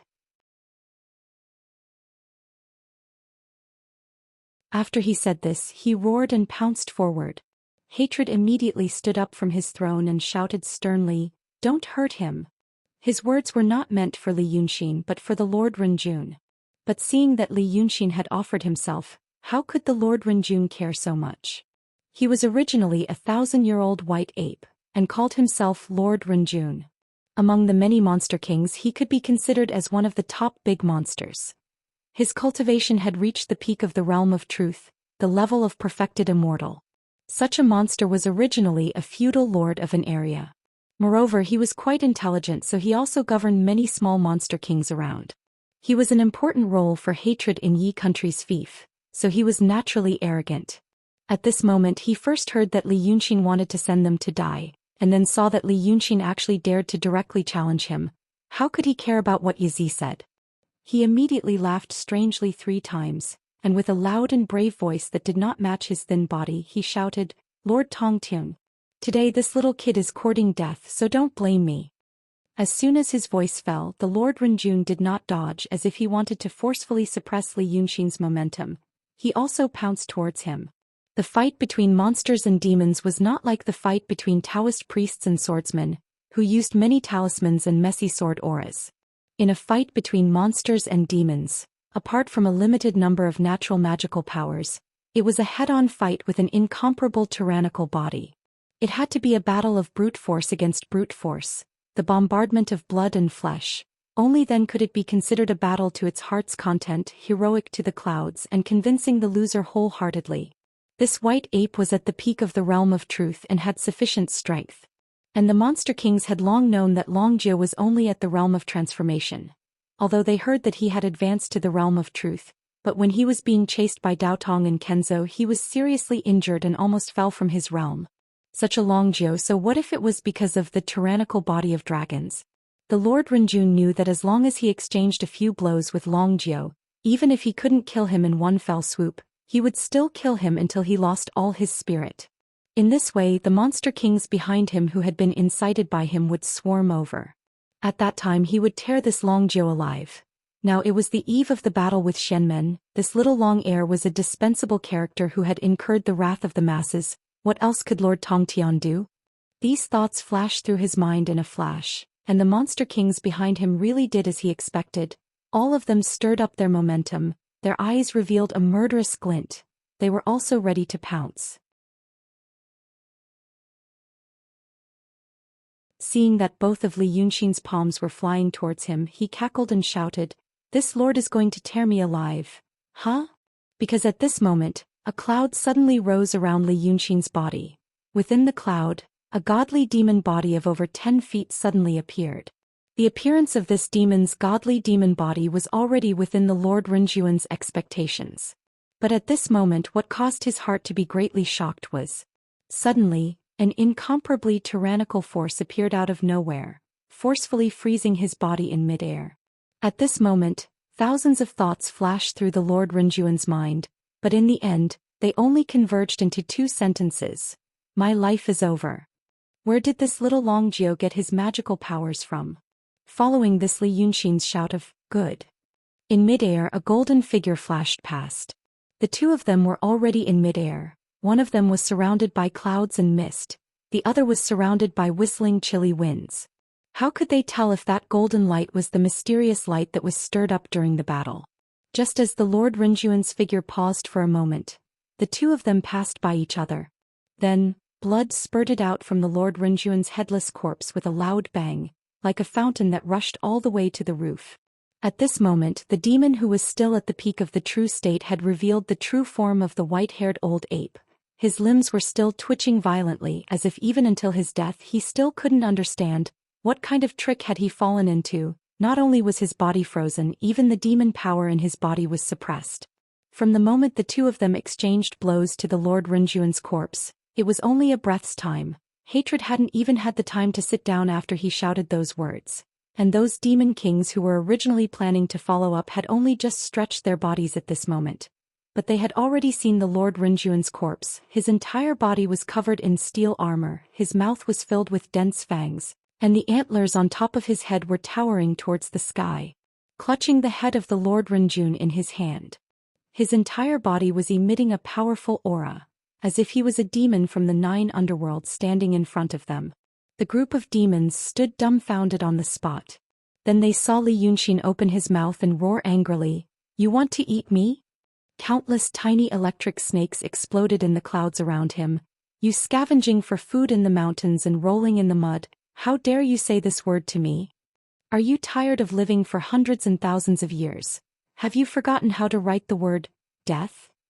With a bang sound, the head of the Lord Rinjun in his palm was crushed by him as he said these few words. The splattered blood and brain matter drenched the few demon kings in front of them. But no one dared to speak anymore. That was a Lord Rinjun at the peak of the true state. And he was killed by this Longjio. After a while, one of the demons who was slightly more familiar with the Lord Rinjun finally stuttered, "Tong Lord Tong, please, please." At this moment the Lord Rinjun was already dead. A wisp of his soul floated up from his corpse. After being stunned for a breath's time, he regained some consciousness, turned around and was about to escape. But Li Yunxin's eyes were immediately filled with murderous intent, staring straight at the demon king who spoke. "Do what decision?" With these words, his steel fork-like sharp claws suddenly grabbed and retracted. The muddle-headed soul of the Lord Rinjun instantly disappeared in his palm. Just like that. If the group of demons were temporarily stunned by his ferocious momentum and the death of the Lord Rinjun. But at this moment he was truly terrified. Why did they risk their lives to reach the true state?